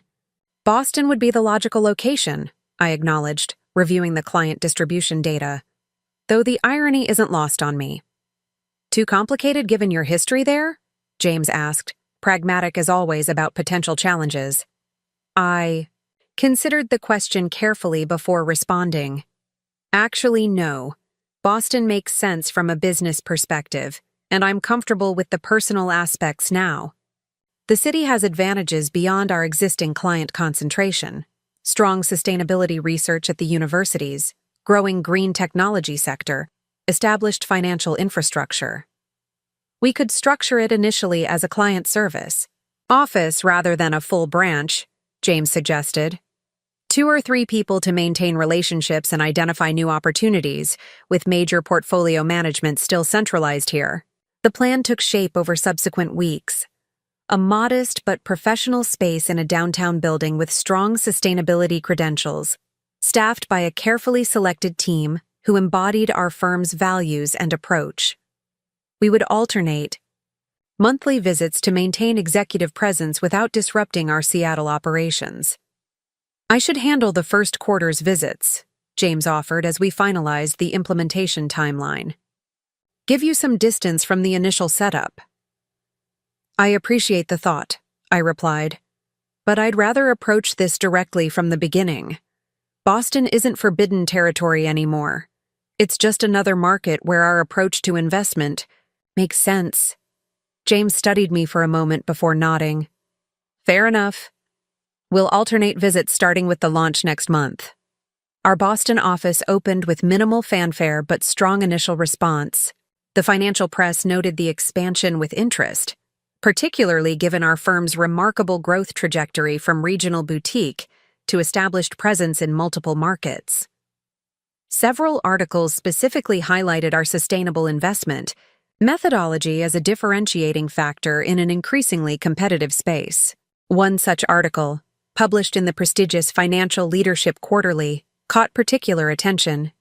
Titled, "The Sustainability Revolution: How Ethical Investment is Reshaping Finance," the feature presented Pacific Northwest Capital as a pioneer in demonstrating that environmental and social responsibility could consistently outperform traditional approaches in both short-term returns and long-term stability. The article included a detailed profile of our firm's founding and philosophy, with substantial quotes from both James and me about our approach to evaluating investment opportunities. A professional photograph showed us standing together in our Seattle headquarters, the Space Needle visible through the window behind us. "Excellent coverage," commented Rachel, placing the magazine on my desk the morning it arrived. "Though you might find page 47 particularly interesting." Curious, I turned to the indicated page and found a sidebar titled Market Movements that tracked significant changes in the financial sector. Among the brief updates on mergers, appointments, and strategic shifts was a small item that immediately caught my attention. Miller Investments, Boston, reports restructuring following disappointing performance of their recently launched sustainability division. Sources indicate that integration challenges with acquired Westridge sustainability partners have necessitated leadership changes and strategic recalibration. CEO Brian Miller declined specific comment on personnel decisions, but emphasized the firm's continued commitment to adapting portfolio strategies to evolving market conditions. The corporate speak translation was clear to anyone familiar with financial press euphemisms. The acquisition wasn't delivering expected results, significant people had been fired, and the strategy was being fundamentally reconsidered. The timing suggested our profile in the same publication wasn't coincidental. The contrast between our sustainable investment success and Miller's struggles provided a narrative too compelling for editors to ignore. "Interesting development?" I commented to Rachel, maintaining professional neutrality despite the complex emotions the small news item triggered. "Thought you'd want to see it," she replied diplomatically. "Also, Mr. Harrington from Boston Federal Trust called this morning. He's interested in expanding their allocation to our renewable energy portfolio after the quarterly results." "Schedule a call for tomorrow," I requested, grateful for the transition to current business matters. When James arrived for our morning strategy session, I handed him the magazine open to the Miller Investments sidebar without comment. He read it quickly, his expression thoughtful as he processed the implications. "Not entirely surprising," he observed, returning the magazine to my desk.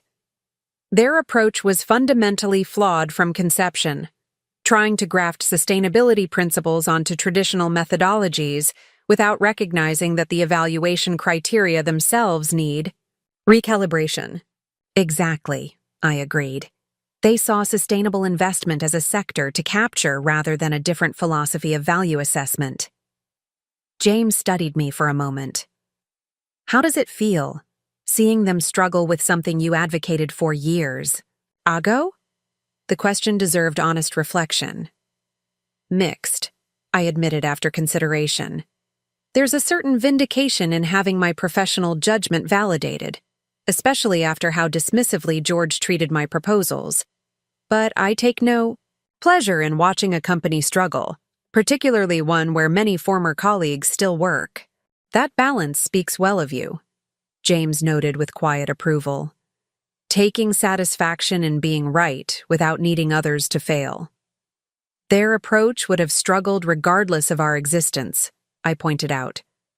"But the contrast probably accelerated recognition of the fundamental problems, and gives us an opportunity," James added, transitioning to strategic thinking. Several Westridge clients were hesitant about the Miller acquisition from the beginning. This restructuring might prompt them to consider alternatives. We should prepare for potential inquiries, I agreed, though without appearing to capitalize directly on Miller's difficulties. Our message remains consistent. Sustainable investment done properly delivers superior results. The following weeks proved James's prediction accurate. Several former Westridge clients approached us about our methodology and results, expressing concerns about Miller Investments' commitment to the sustainable principles that had originally drawn them to Westridge. We responded with transparent information about our approach without disparaging our competitors, allowing our track record to speak for itself. 3 such clients ultimately transferred their portfolios to Pacific Northwest Capital, representing significant expansion of our East Coast presence. The transition required careful management to ensure these new relationships aligned with our values and expectations, not just our growth objectives. They're coming to us because of what Miller isn't providing, I emphasized during our integration planning. We need to demonstrate from the beginning that our commitment to sustainability principles is fundamental, not superficial. As our firm continued expanding, James and I settled into a relationship that balanced our professional partnership with deepening personal connection. We maintained separate residences, my craftsman in Lakeside Terrace and his contemporary home overlooking Puget Sound, while spending increasingly intertwined time together. The arrangement provided both intimacy and independence, reflecting our shared belief that healthy partnerships require both connection and autonomy. On a rare free Saturday almost exactly 3 years after the Boston Gala, James suggested a hike on one of our favorite trails overlooking Lake Washington. The autumn morning dawned clear and cool, perfect for exploring the woodland paths blazing with seasonal color. We reached our favorite viewpoint mid-morning, a rocky outcropping offering spectacular vistas of the lake bordered by forests in full autumn glory. "I never get tired of this perspective," I commented, accepting the water bottle James offered from his backpack. The combination of natural beauty and glimpses of the city in the distance. It perfectly captures what I love about living here. Balance, James nodded. Natural systems coexisting with human development, neither dominating the other.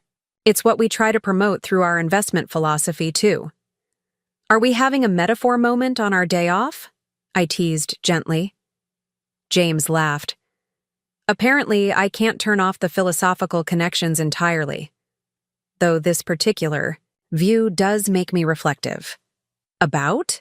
I prompted, recognizing something specific rather than general appreciation in his tone. About journey and destination, he replied, setting down his backpack and turning to face me fully. 3 years ago, we were just beginning to build Pacific Northwest Capital, focusing entirely on professional development while maintaining careful personal boundaries. We've come a long way since then, I acknowledged, curious about his direction.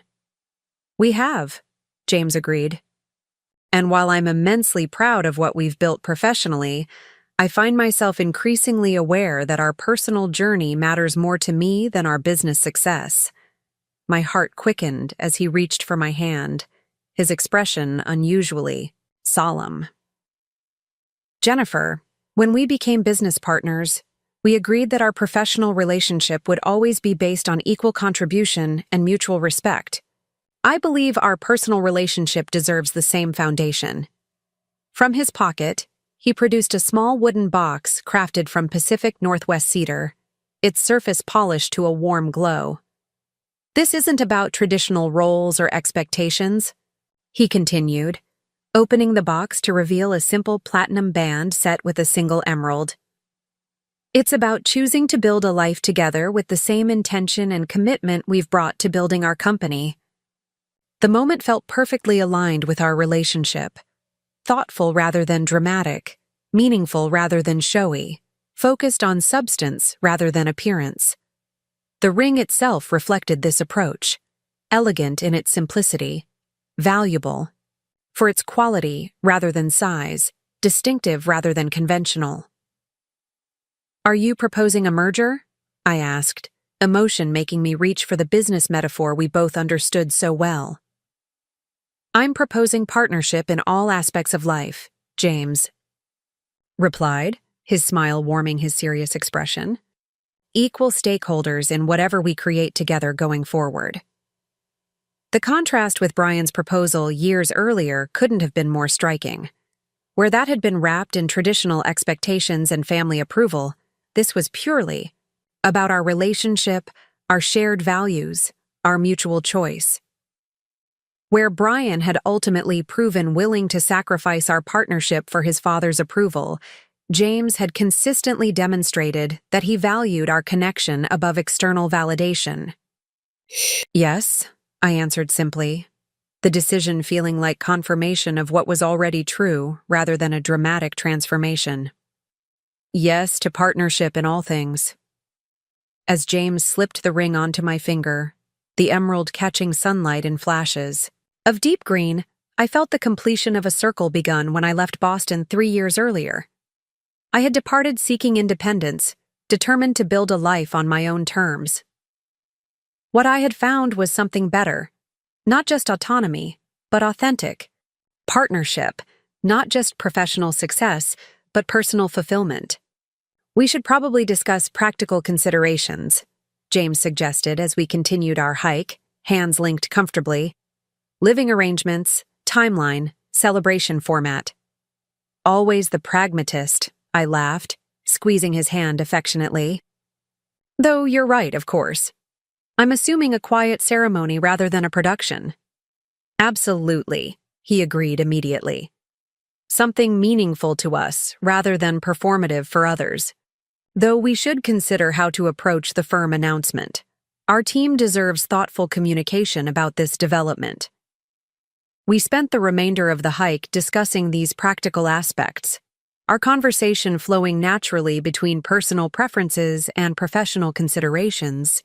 By the time we returned to the trailhead, we had outlined a preliminary plan, a small ceremony with close friends in the spring, consolidating our households at my lakeside terrace home while maintaining James's waterfront property for eventual weekend retreats and a carefully structured communication approach for our professional network. The following Monday morning, we gathered our core team for a brief meeting before the regular strategy session. Their faces registered varying degrees of surprise and delight as we shared our news, followed by warm congratulations that suggested our relationship had indeed been obvious to those working closely with us. This doesn't change our professional structure, I emphasized, addressing the unasked question about how our marriage might affect the firm's operations. Pacific Northwest Capital continues with the same leadership approach and decision-making, processes that have brought us success. Though we may adjust our alternating travel schedule for the Boston office, James added practically. Coordination becomes somewhat simpler with a shared household. The transition proved remarkably smooth, both personally and professionally. Our compatible living styles merged easily into shared space, while our established work rhythms continued with minimal disruption. If anything, removing the artificial separation between our personal and professional connections created greater efficiency in both domains.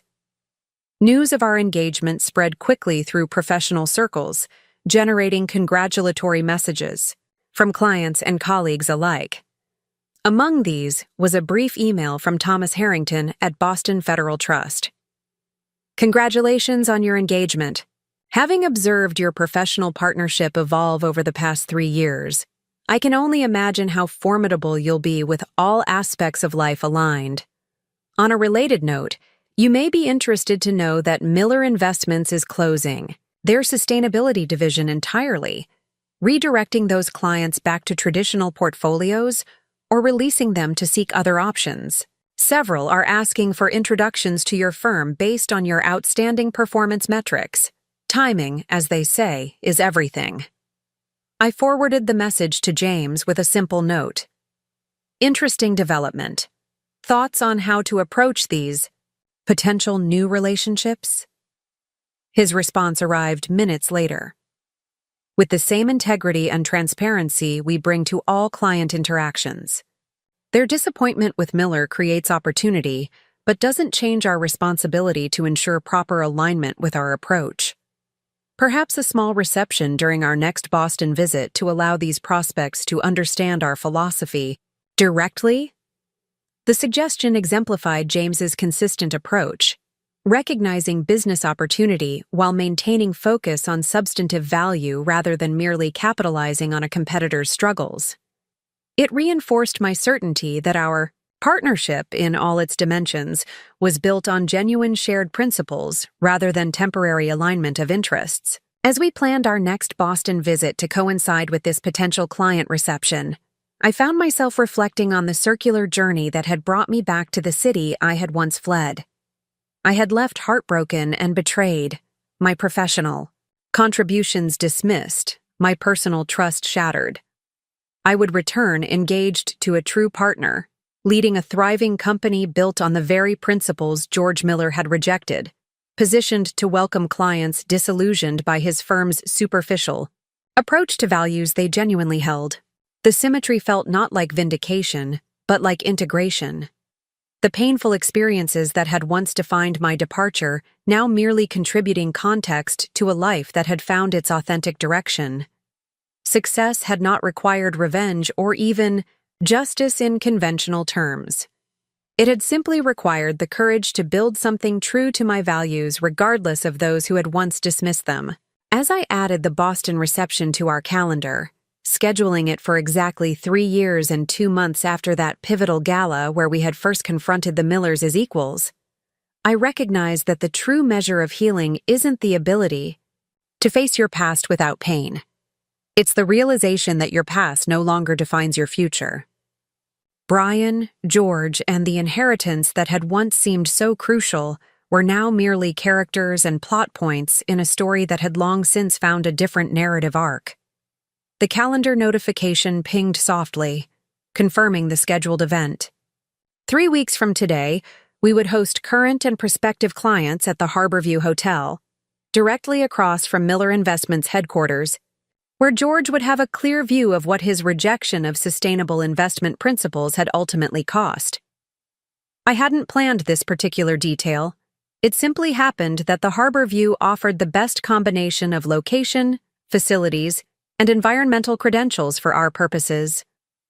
Yet I couldn't help appreciating the poetic justice in the arrangement, not orchestrated from malice, but emerging naturally from the different paths we had chosen. Reception confirmed, I messaged James, who was in a client meeting across town. Harborview Hotel, 3 weeks from Thursday. His response arrived moments later. Perfect timing. Eleanor Winters confirms she'll attend and bring several interested colleagues. This could significantly expand our Boston presence. The opportunity before us extended far beyond merely acquiring clients disappointed with Miller Investments.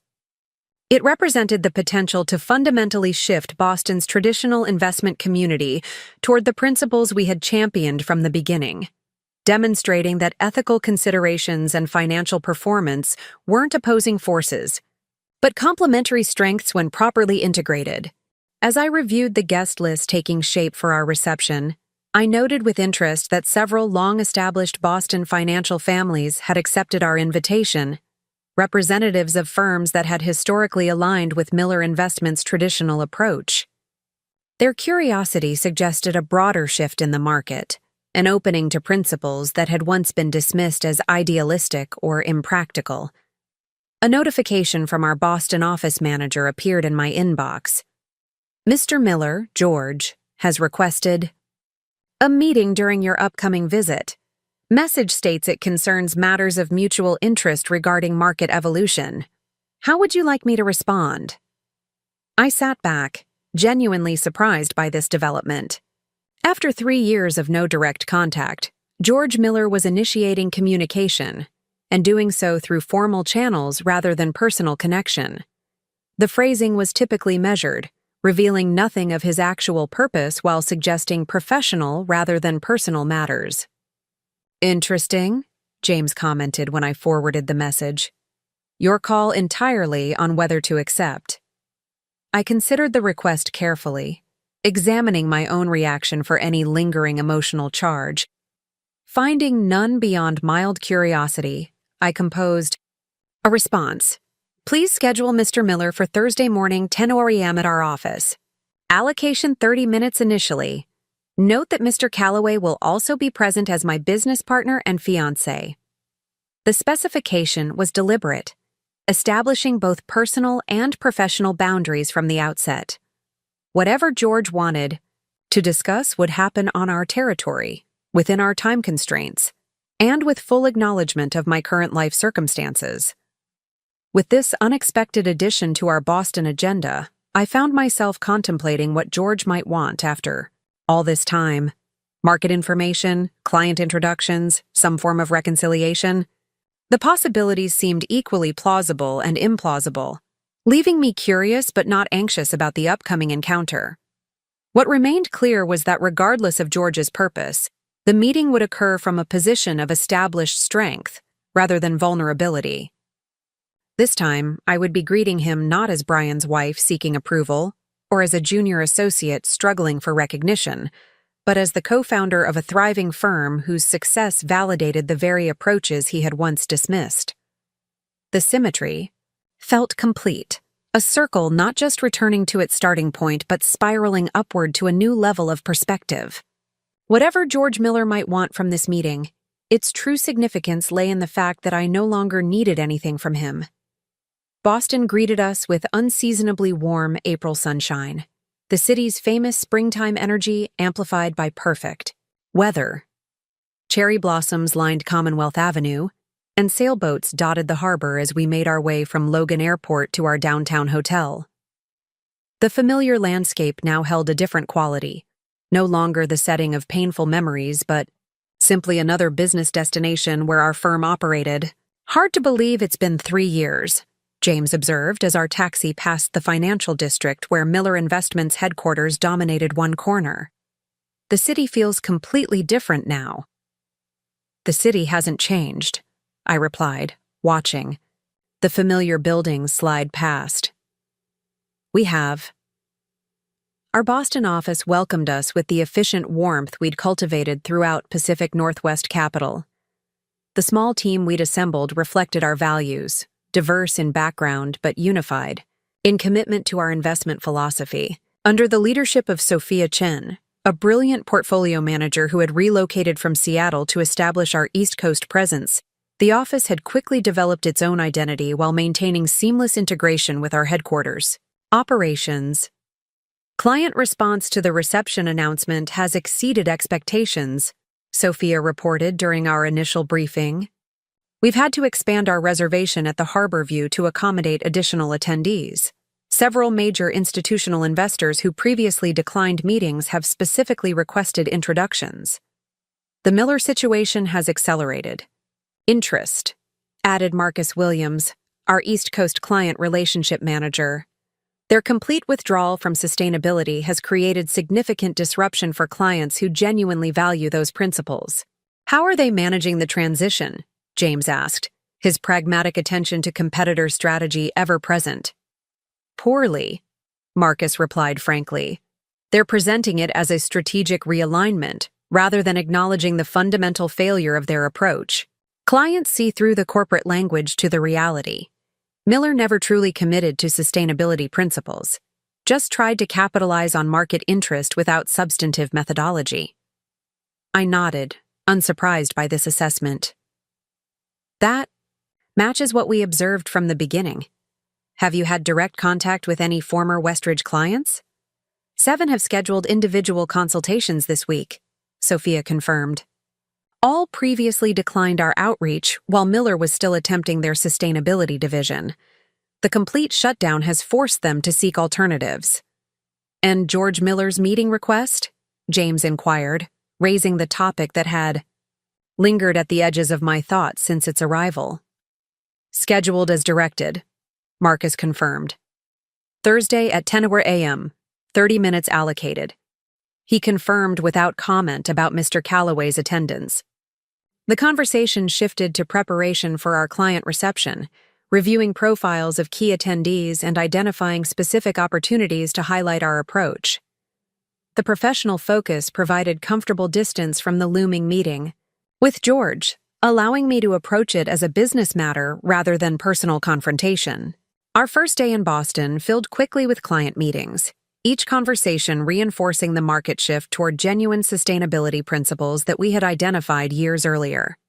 Institutional investors who had once dismissed ethical considerations as secondary now sought detailed explanations of our methodology for integrating environmental and social governance factors into financial analysis.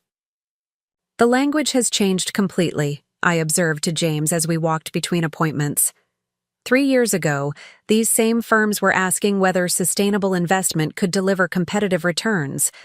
Now they're asking how quickly they can integrate these principles without appearing opportunistic. Market evolution. James nodded. Though what's interesting is how few firms have developed robust methodologies despite the obvious demand. They recognize the trend, but underestimated the fundamental recalibration required, which creates our current opportunity, I concluded, as we arrived at Boston Federal Trust for our meeting with Thomas Harrington and his investment committee. The session ran longer than scheduled, the committee's questions demonstrating serious interest in substantially increasing their allocation to our sustainable portfolios. By the time we concluded, preliminary agreements had been outlined for managing 3 institutional funds previously held by traditional investment firms. This expansion would effectively double our East Coast assets under management, James noted as we debriefed over dinner that evening, with corresponding increase in operational requirements. Sophia's been anticipating this growth, I reminded him. Her staffing plan accommodates significant expansion without compromising our quality standards or methodological integrity. Always thinking 3 steps ahead, James smiled. One of your many qualities I've learned to rely on. The comment reflected the easy appreciation that characterized our relationship, acknowledging strengths without qualification or competition. As we discussed the operational implications of our potential expansion, I found myself reflecting on how completely our partnership model differed from the Miller approach to both business and personal relationships.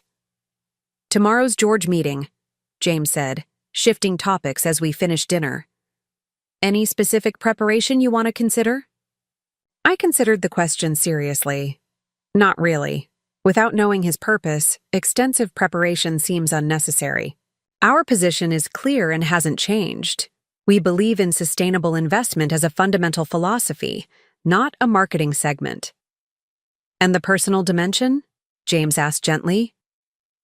Is largely irrelevant, I replied after brief reflection. Whatever happened between the Millers and me created the circumstances that led to Pacific Northwest Capital. But that history doesn't determine our current decisions or future direction. James nodded, satisfaction in his expression.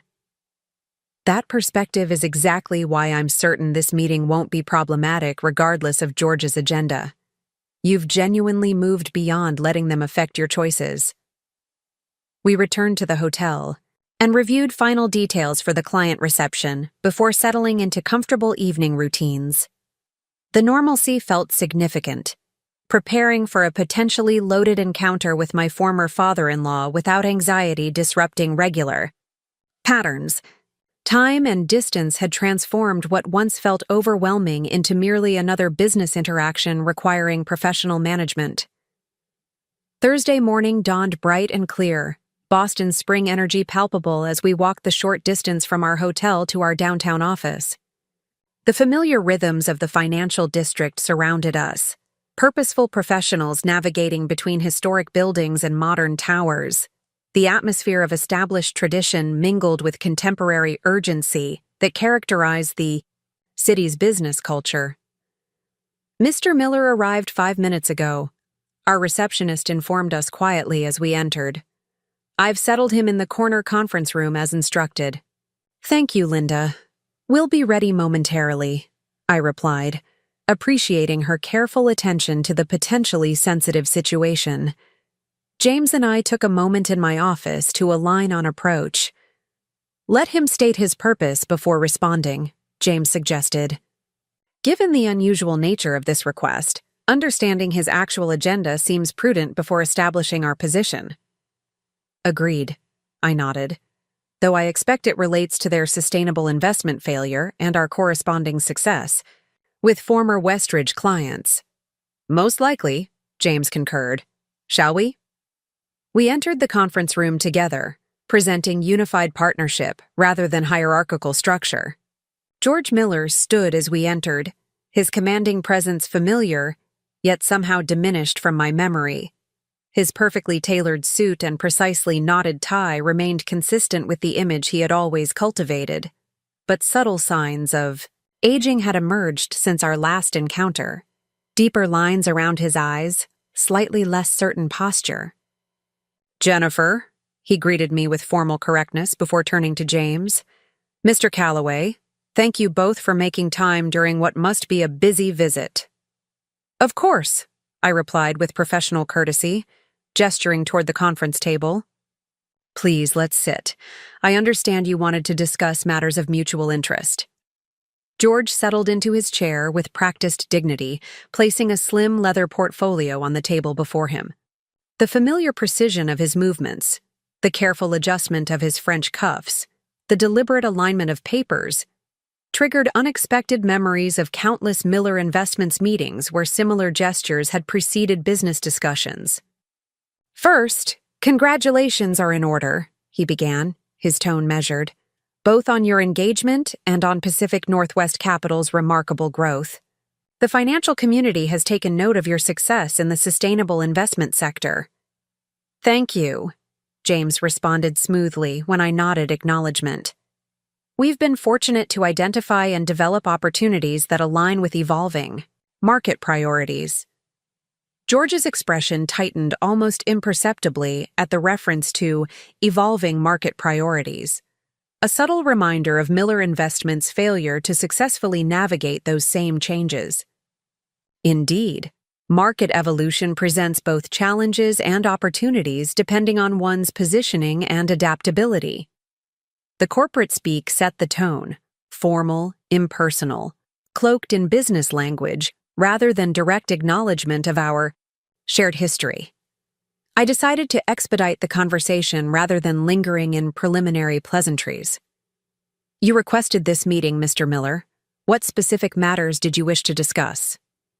If the directness surprised him, George revealed nothing beyond a slight incline of his head.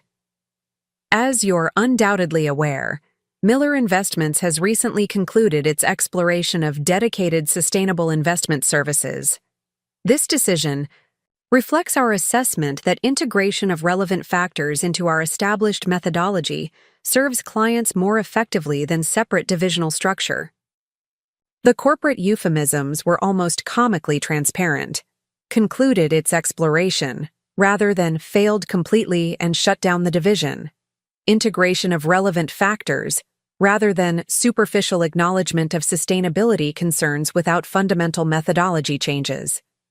Market approaches certainly vary, I replied neutrally, though client response ultimately determines viability. George nodded, accepting the pointed observation without visible reaction. Precisely why I've requested this conversation.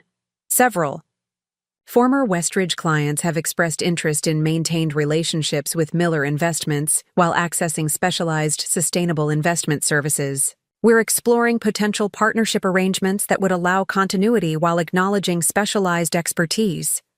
The actual purpose began emerging from the careful language. Miller Investments had lost valuable clients to their sustainability failure, but wanted to retain some connection through partnership with successful firms in that sector. Given our established position and proven methodology, Pacific Northwest Capital represented a potential solution to their client retention problem. Interesting proposition, James commented, his tone revealing nothing of his assessment. What specific arrangement are you envisioning? George opened his portfolio, removing a document outlining the concept in formal business terms. A strategic alliance whereby Miller Investments would maintain primary client relationships, while Pacific Northwest Capital would provide specialized sustainable portfolio management as a white label service. Revenue sharing would reflect the value contribution naturally. The proposal was simultaneously audacious and predictable.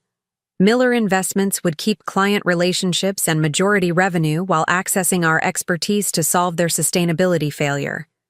We would provide the actual investment value while they retained client control and primary compensation. Essentially, you're proposing we provide the sustainability expertise your firm failed to develop internally, while you maintain client ownership and relationship management. I summarized directly, setting aside business euphemisms. That characterization lacks nuance, George replied, his tone cooling slightly.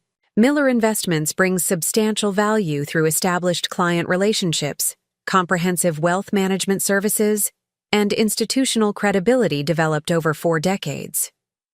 All valid contributions, James acknowledged diplomatically. Though current market movements suggest clients increasingly value substantive sustainability expertise over institutional legacy when those factors conflict. The observation landed precisely, highlighting the fundamental reality behind George's proposal.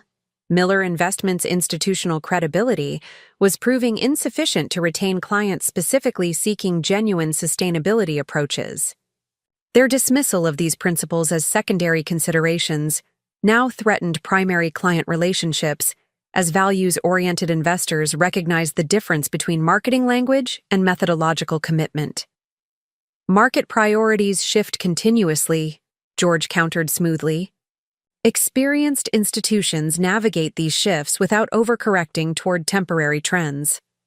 Our proposed arrangement acknowledges current client interests while maintaining appropriate balance between established principles and emerging considerations. The familiar condescension toward sustainability as a temporary trend, rather than fundamental evolution, revealed that despite market evidence, George's perspective remained unchanged. He still viewed ethical investment as a marketing segment, rather than a substantive approach requiring philosophical alignment and methodological renovation. Your perspective is clear, I responded after a measured silence. However, it highlights precisely why such an arrangement would be problematic.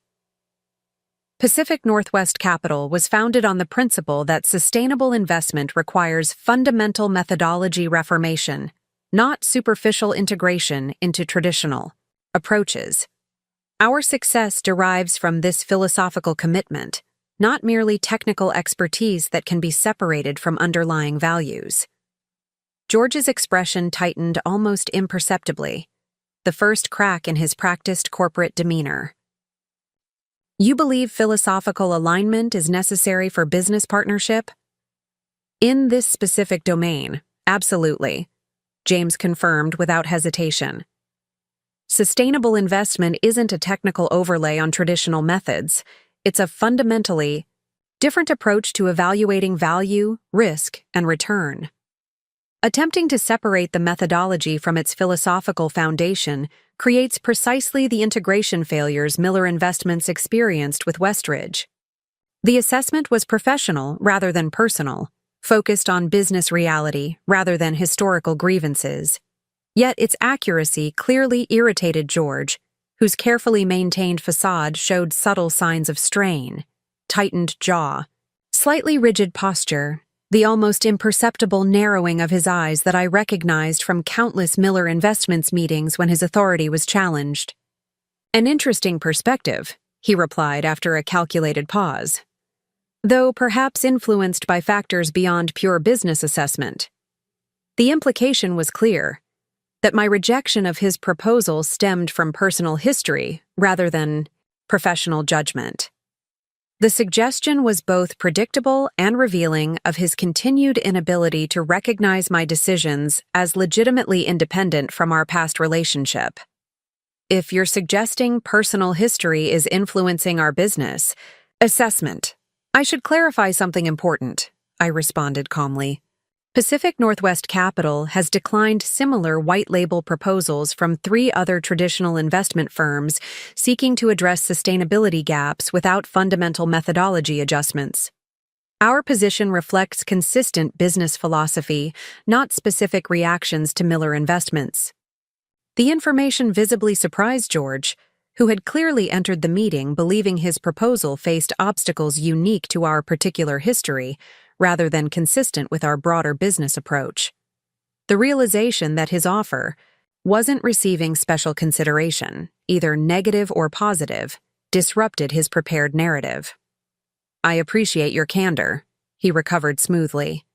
"Though I believe you're overlooking substantial mutual benefit potential. Perhaps consideration of specific terms might address philosophical concerns while achieving practical advantages for both organizations." "The misalignment is fundamental, not technical," James explained with professional courtesy. "Our sustainable investment approach isn't a product that can be white-labeled without compromising its integrity. It requires consistent application throughout the investment process, from client education through portfolio construction to ongoing management. Success in this domain requires authenticity," I added, meeting George's gaze directly. "Clients increasingly recognize the difference between genuine commitment to sustainable principles and surface-level adaptation to market trends. No partnership structure can bridge that philosophical gap." George studied us with the calculating assessment I remembered well from Miller investment strategy sessions, evaluating positions, identifying leverage, calculating acceptable compromise, to achieve primary objectives. After a moment, his expression shifted subtly toward something I hadn't previously associated with him: resignation. "I see," he acknowledged, beginning to gather his materials with deliberate movements. "While disappointing, your position is clear. I appreciate your direct communication rather than protracted consideration of an arrangement you find fundamentally unworkable." The response surprised me. I had expected continued negotiation, perhaps leveraging our history or suggesting compromise structures. Instead, George seemed to recognize with unexpected clarity that our position wasn't a negotiating stance, but a genuine philosophical boundary. If Miller Investments is serious about addressing client interest in sustainable investment, we'd be happy to suggest alternative approaches that might better align with your organizational structure, James offered, maintaining professional courtesy despite the clear rejection. George paused, his portfolio half closed, expression revealing brief internal calculation before responding. "I would welcome those suggestions, actually. While our positions differ, your expertise in this domain is evidently substantial. Professional courtesy suggests value in considering alternative perspectives." The shift was subtle but significant, from proposing a specific business arrangement to requesting general guidance on sustainable investment integration. Whether strategic repositioning or genuine openness to alternatives, the change acknowledged. Our expertise in territory Miller Investments had failed to successfully navigate. Over the next 15 minutes, James outlined several approaches traditional investment firms had successfully implemented to address sustainability considerations without requiring complete philosophical transformation. The conversation remained professional and substantive, focused on practical business considerations rather than personal history or competitive positioning. As our scheduled time concluded, George gathered his materials with characteristic precision. "This has been unexpectedly informative," he acknowledged. "While our original proposal isn't viable, your alternative suggestions merit consideration. Would you be amenable to further discussion should we explore these approaches?" "Of course," I replied without hesitation. Professional courtesy extends to constructive dialogue regardless of organizational competition or historical context. The deliberate echo of his earlier professional courtesy language wasn't lost on George, whose expression reflected momentary recognition before returning to practice neutrality. Indeed, though perhaps some historical context warrants acknowledgement before we conclude. The statement hung in the air, creating a surprising shift from business discussion toward personal territory we had both carefully avoided.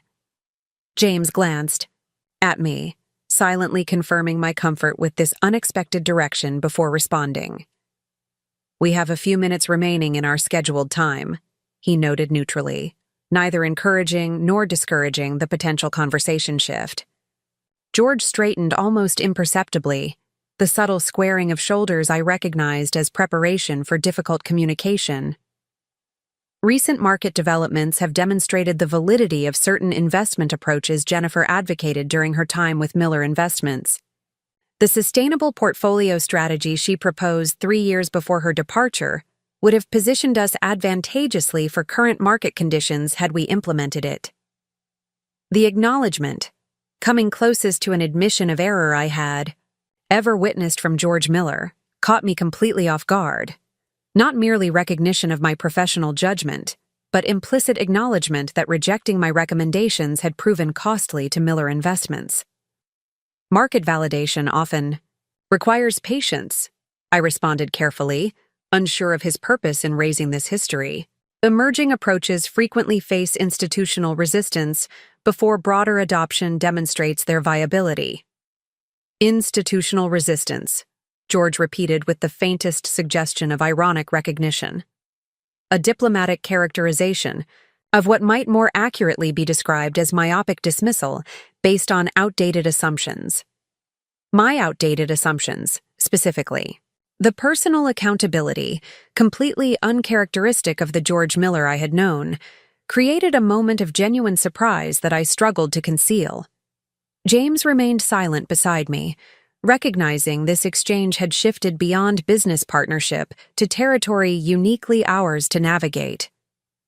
Your current success, George continued when I offered no immediate response, while undoubtedly unwelcome to Miller Investments as a competitor, represents market validation of principles worth acknowledging regardless of our organizational relationship. Professional integrity requires recognition of demonstrated expertise, even when that expertise was previously undervalued within one's own organization. The carefully constructed statement, simultaneously acknowledging my professional judgment while maintaining appropriate business distance, represented something I had never expected to receive from George Miller: recognition of my legitimate expertise independent of family connection or organizational hierarchy. I appreciate that acknowledgement, I replied simply, seeing no need for elaborate response to what had clearly required significant effort for him to communicate. George nodded once, seeming satisfied with this exchange despite its brevity. As he prepared to depart, a final thought appeared to occur to him. You're hosting a reception at the Harborview this evening, I understand. Several former Miller clients have mentioned their invitations. Yes, I confirmed, curious about his raising this clearly known information. A regular client appreciation event coinciding with our quarterly visit, though expanded given recent interest. Directly across from Miller Investments headquarters, he noted with the faintest suggestion of ironic recognition. Visible from my office windows, specifically. The observation highlighted the unintended symmetry of our current positions. George watching from Miller headquarters as clients gathered. At our reception visible across the plaza.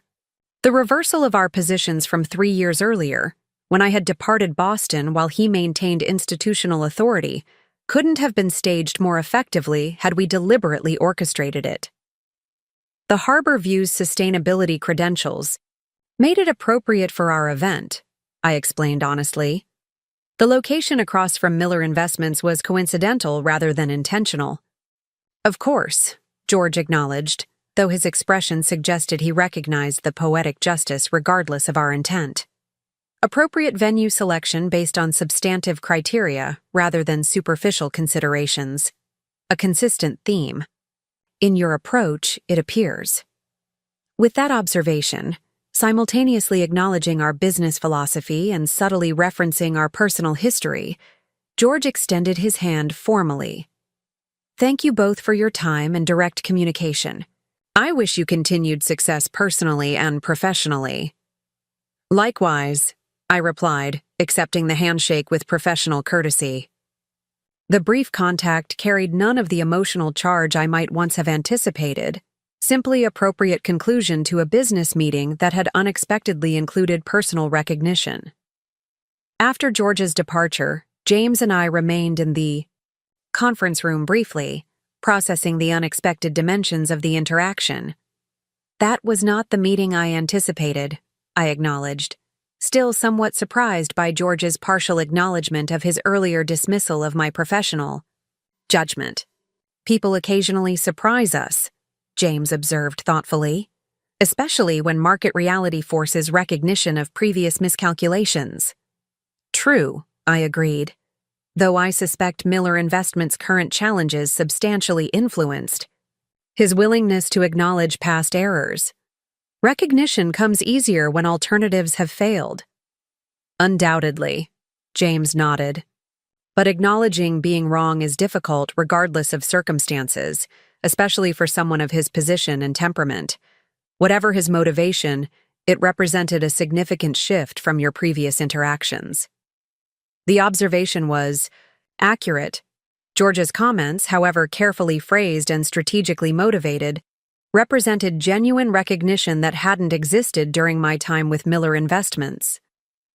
While hardly emotional reconciliation, the professional acknowledgement closed a chapter that had remained partially open despite my personal progress. It changes nothing about our direction, I noted practically, but provides useful closure on certain historical questions about professional judgment and market understanding. And perhaps demonstrates growth on both sides, James suggested. His capacity to acknowledge previous errors, however limited, and your ability to receive that acknowledgement without either dismissal or excessive significance. We transitioned to preparation for our evening reception, reviewing final arrangements and confirming key attendees. The interaction with George gradually receded from immediate focus as we engaged with current responsibilities, its significance, integrated but not disproportionately weighted in our ongoing activities. The Harborview Hotel's Grand Terrace provided spectacular views of Boston Harbor on one side and the financial district on the other, including the distinctive Miller Investments, headquarters directly across the plaza. The space had been transformed with elegant sustainability-themed elements, living plant displays, organic refreshments from local suppliers, subtle lighting powered by the hotel's solar installation. Perfect atmosphere, James approved as we conducted a final walkthrough before guests arrived. Sophisticated without ostentation, clearly aligned with our values without heavy-handed messaging. Exactly the balance we wanted, I agreed, appreciating how thoroughly our team had executed the concept, demonstrating that sustainability can be seamlessly integrated with traditional quality rather than requiring compromise. Guests began, arriving precisely at 6, the attendance reflecting our expanding influence in Boston's financial community. Institutional investors mingled with individual wealth management clients, environmental specialists engaged with traditional portfolio managers, creating precisely the cross-disciplinary dialogue that characterized our approach to sustainable investment. From the terrace's elevated perspective, I could indeed see George Miller's corner office directly across the plaza, its lights still illuminated despite the evening hour. The geometric coincidence struck me as fitting conclusion to the day's unexpected interaction, physical proximity highlighting our professional connection while maintaining appropriate separation between distinct approaches and philosophies. Quite a view, observed Thomas Harrington, appearing beside me with champagne flutes for us both. Both literally and metaphorically, I imagine.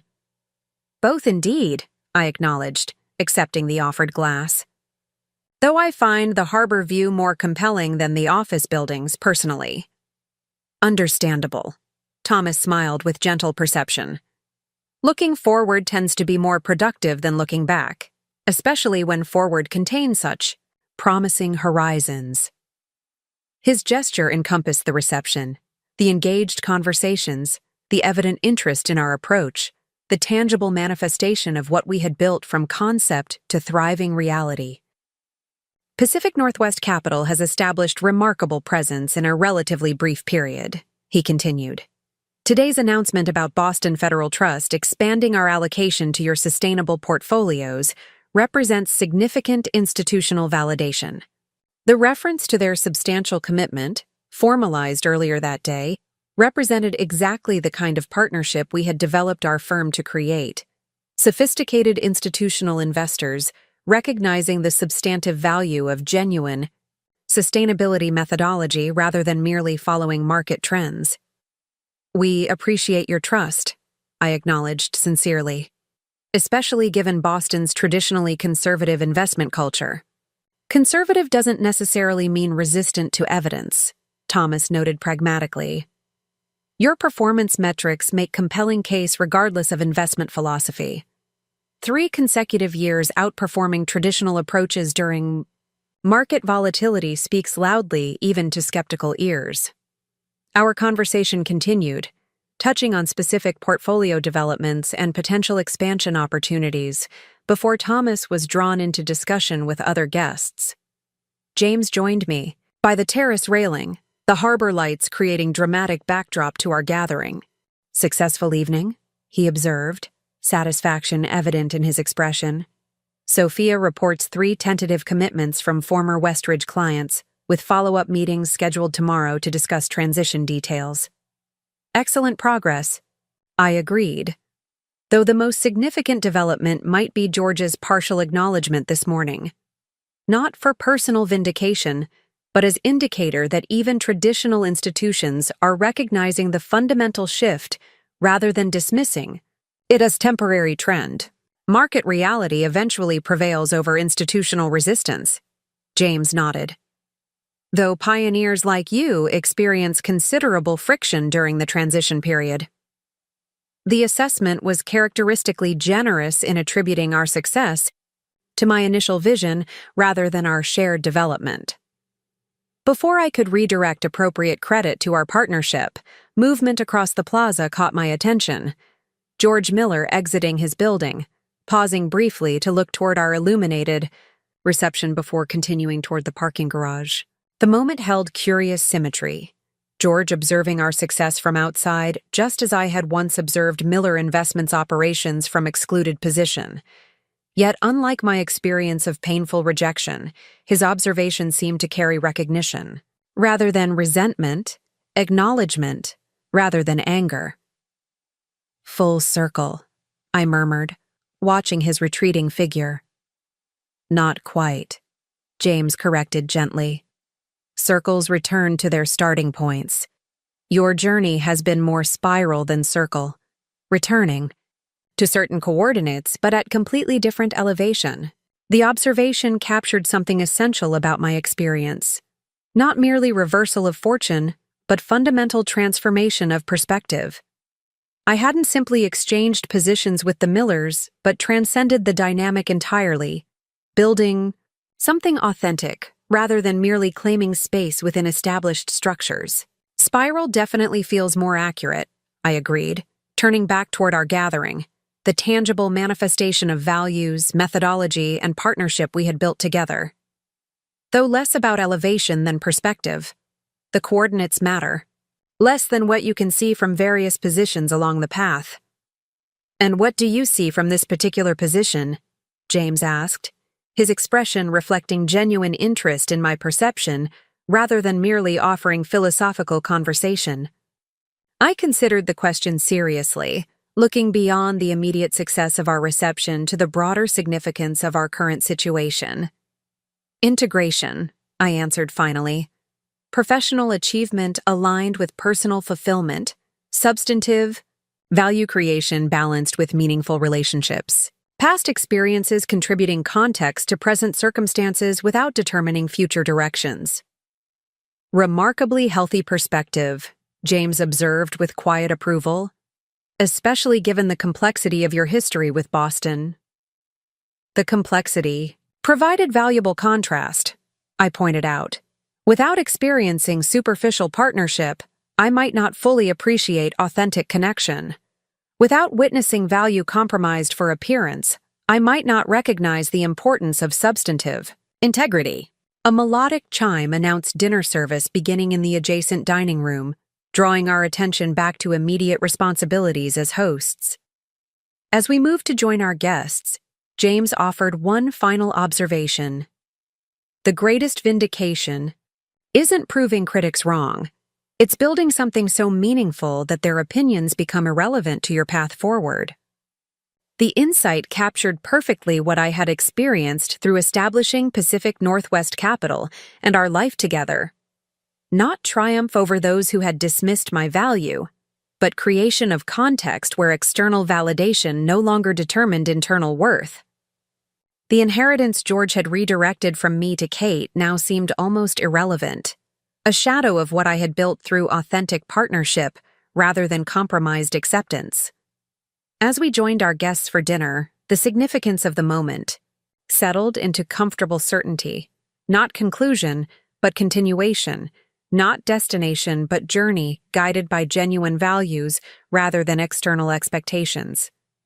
Whatever came next would build upon this foundation of integrity, partnership, and authentic purpose. From across the room, Eleanor Winters raised her glass in subtle acknowledgement of our successful gathering. The gesture reminded me how completely my professional world had transformed, from struggling for recognition within Miller Investments to receiving genuine respect from Boston's established financial leaders based on demonstrated expertise rather than family connection. Tomorrow would bring new challenges, integrating additional clients, expanding operational capacity, maintaining methodological integrity amid growth. But tonight offered moment to appreciate the path traveled and the partnership that had made it possible, spiral rather than circle, elevation rather than return, integration rather than separation. As I joined James in welcoming our guests to dinner, George Miller and the inheritance that had once seemed so crucial continued receding into appropriate historical context, neither forgotten nor defining, simply one chapter in a story that had found far more meaningful narrative direction than anyone had anticipated when I left Boston 3 years earlier. The morning after our successful Boston reception, I awoke to an unexpected email notification. The sender, Brian Miller, triggered a momentary pause before I opened it, curious what prompted this first direct communication in over 3 years. Jennifer, the message began with characteristic formality. I understand you met with my father yesterday regarding potential collaboration between our firms. While I respect your decision to decline the proposed arrangement, I believe there may be value in discussing alternative approaches that acknowledge both our organizations' strengths. Would you consider meeting briefly during your Boston visit? Regards, Brian Miller. I showed the message to James over breakfast in our hotel suite, his expression thoughtful as he considered its implications. Interesting timing, he observed. Coming immediately after your conversation with George rather than earlier in our visit. Suggesting Brian only learned about the meeting afterward, I agreed. Which indicates this isn't coordinated strategy, but independent outreach. How do you feel about meeting him? James asked, his question focused on my comfort rather than business considerations. I considered carefully before responding. Professionally, I'm curious what alternative approach he envisions. Personally, I'm surprisingly comfortable with the idea. He seems more like a former colleague than significant emotional connection at this point. That perspective is precisely why I think you should meet him if you choose. James nodded. Your personal history no longer carries emotional charge that would cloud professional judgment, though I'm happy to join if you prefer. I appreciate that, I replied sincerely, but I think meeting one-on-one is appropriate in this case. Our history does create context that's relevant to whatever he's proposing. I responded to Brian's email suggesting coffee at a neutral location, the waterfront cafe we had passed during yesterday's walk, rather than either our office or Miller Investments. His prompt acceptance and schedule flexibility suggested genuine interest in the conversation rather than perfunctory outreach. Later that morning, I arrived at the cafe slightly early, selecting a table overlooking the harbor. Despite the familiar surroundings of Boston, I felt none of the anxiety or emotional discomfort I might once have anticipated. Brian's role in my life had been completely recontextualized by subsequent experience. No longer defining relationship, but merely one chapter in a much larger story.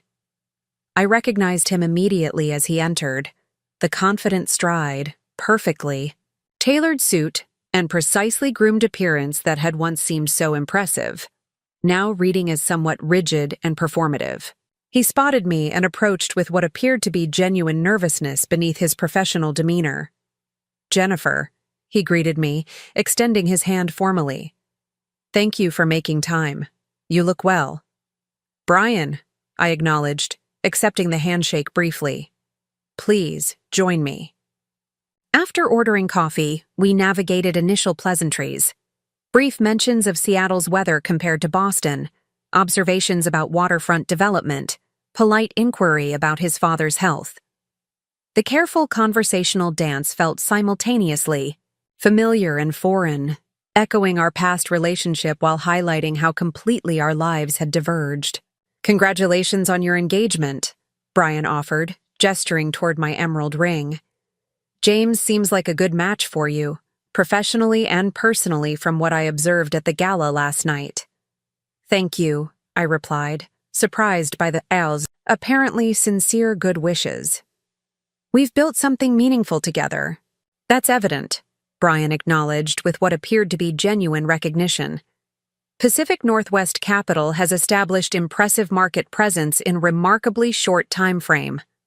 The sustainability methodology you've developed is being discussed throughout Boston financial circles." The professional acknowledgement, coming without qualification or diminishment, represented significant shift from our previous interactions where my contributions had consistently been positioned as secondary or supportive rather than driving innovation. "I appreciate that recognition," I responded simply, "though I assume you suggested this meeting for a specific business purpose rather than personal conversation." Brian nodded, accepting the transition to substantive discussion. "Yes, though. The personal context is relevant to what I'm considering." He paused, seeming to organize his thoughts before continuing.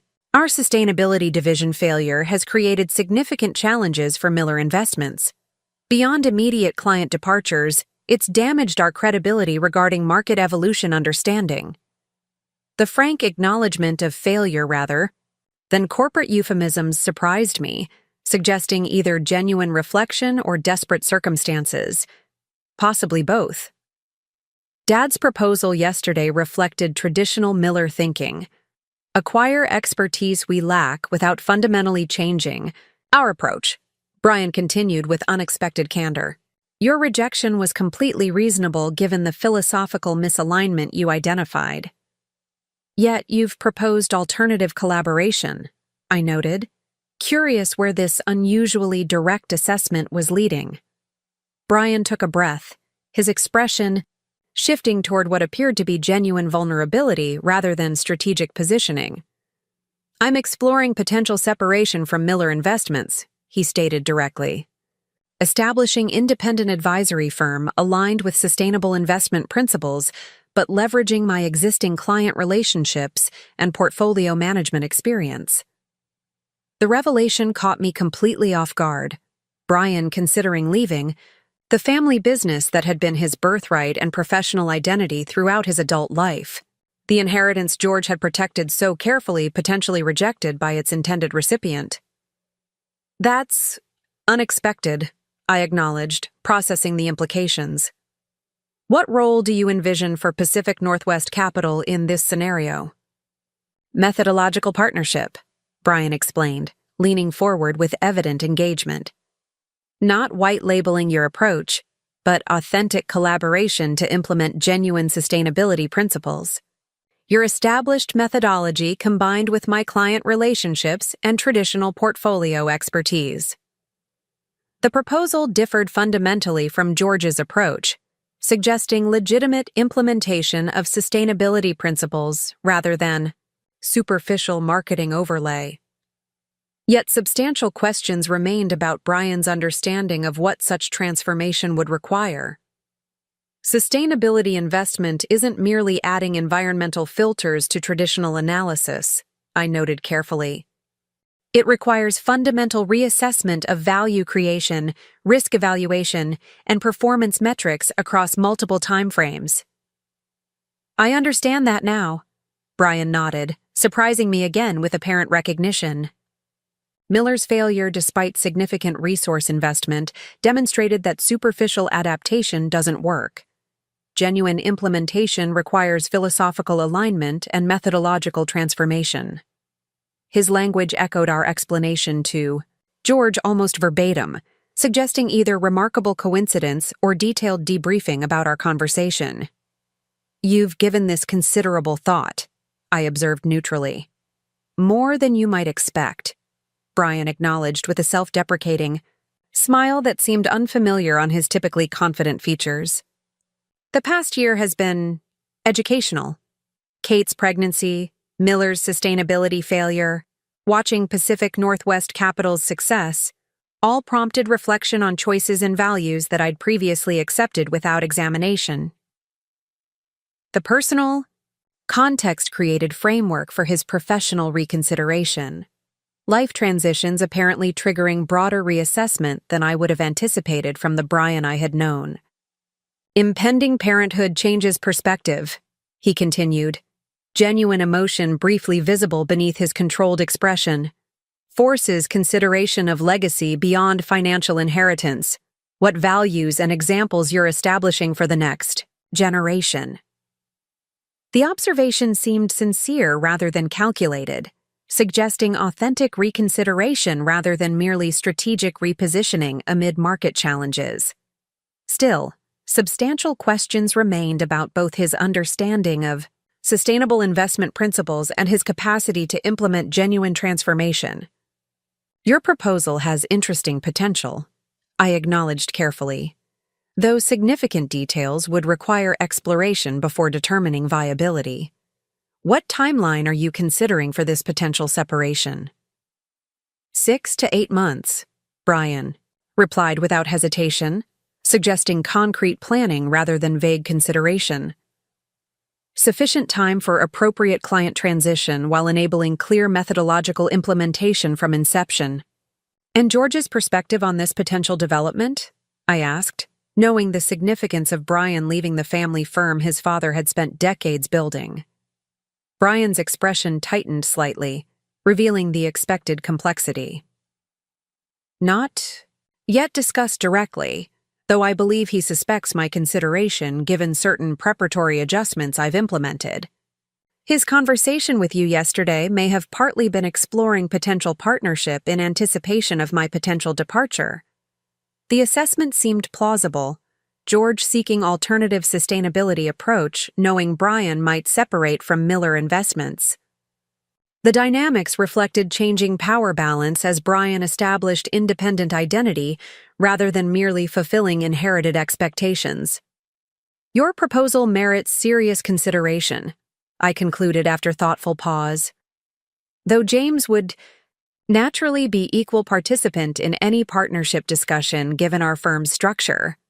"Of course," Brian agreed immediately. "I respected your established partnership in conceptualizing this approach. Any collaboration would acknowledge both your methodological leadership and your organizational structure." The explicit recognition of our equal partnership contrasted sharply with Brian's previous attitude toward my professional contributions, suggesting either genuine evolution in perspective or calculated adaptation to current circumstances. Determining which motivation predominated would require extended interaction rather than single conversation. "I'll discuss the concept with James and follow up within the week," I promised as our meeting concluded, though I should be clear that any potential collaboration would require genuine philosophical alignment, not merely strategic arrangement. "I understand completely," Brian assured me, his expression suggesting sincere recognition. "The failures I've witnessed have demonstrated that sustainable investment requires authentic commitment, not superficial adaptation." As we parted, outside the cafe, Brian hesitated momentarily before speaking again. "I owe you an apology," he said with uncharacteristic directness. "Not just for how our relationship ended, but for consistently undervaluing your professional insight throughout our time together." Your current success isn't surprising to anyone who actually listened when you discussed investment evolution years. Ego. The acknowledgement, coming without qualification or expectation, seemed genuinely offered rather than strategically calculated. Whether motivated by recognition of past error or positioning for future collaboration, it represented significant shift from our previous interactions. I appreciate that, I replied simply, seeing no need for elaborate response to what appeared to be sincere recognition. Kate's having a boy next month, Brian added, with seemingly non-sequitur timing. We're naming him Edward after her grandfather. The personal information, offered without obvious strategic purpose, suggested desire for normalizing our interaction beyond strictly professional parameters. The gesture, while small, indicated potential for relationship defined by mutual respect rather than lingering resentment. Congratulations, I offered genuinely. Parenthood is a remarkable journey from what I observe among friends. We parted with professional courtesy, the interaction leaving me with unexpected perspective. On Brian's evolution, whether his reconsideration of values extended to genuine understanding of sustainable investment principles remained uncertain, but his willingness to question inherited assumptions demonstrated capacity for growth I wouldn't have previously anticipated. Back at the hotel, I found James reviewing client documentation from yesterday's reception commitments. His expression registered immediate interest as I described my conversation with Brian. Fascinating development, he observed when I concluded the summary. Both personally and professionally significant if genuine. That's the essential question, I agreed. Whether this represents authentic evolution in perspective or merely strategic adaptation to challenging circumstances, likely some combination, James suggested pragmatically. Few human motivations are entirely pure or entirely calculated. The relevant question is whether sufficient authentic alignment exists to create viable partnership regardless of initial motivations. The observation reflected James's characteristic wisdom, recognizing complexity without requiring perfect purity of intention before considering potential value. His capacity for balanced assessment without cynicism or naivety represented cornerstone of both our professional success and personal relationship. We should evaluate the proposition on substantive merits, I agreed. Though only after confirming Brian's actual understanding of sustainability principles rather than merely adopting terminology. A reasonable approach, James nodded, and one that acknowledges potential value while maintaining appropriate verification. Our conversation shifted to preparations for afternoon meetings, Brian's proposal integrated into our considerations, without dominating them. The balanced perspective felt significant, his potential collaboration evaluated as business opportunity rather than emotional reckoning or personal vindication.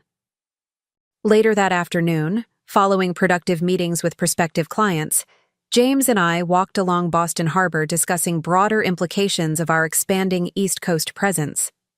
The spring sunshine illuminated the water with diamond brilliance, sailboats cutting clean lines against the urban backdrop.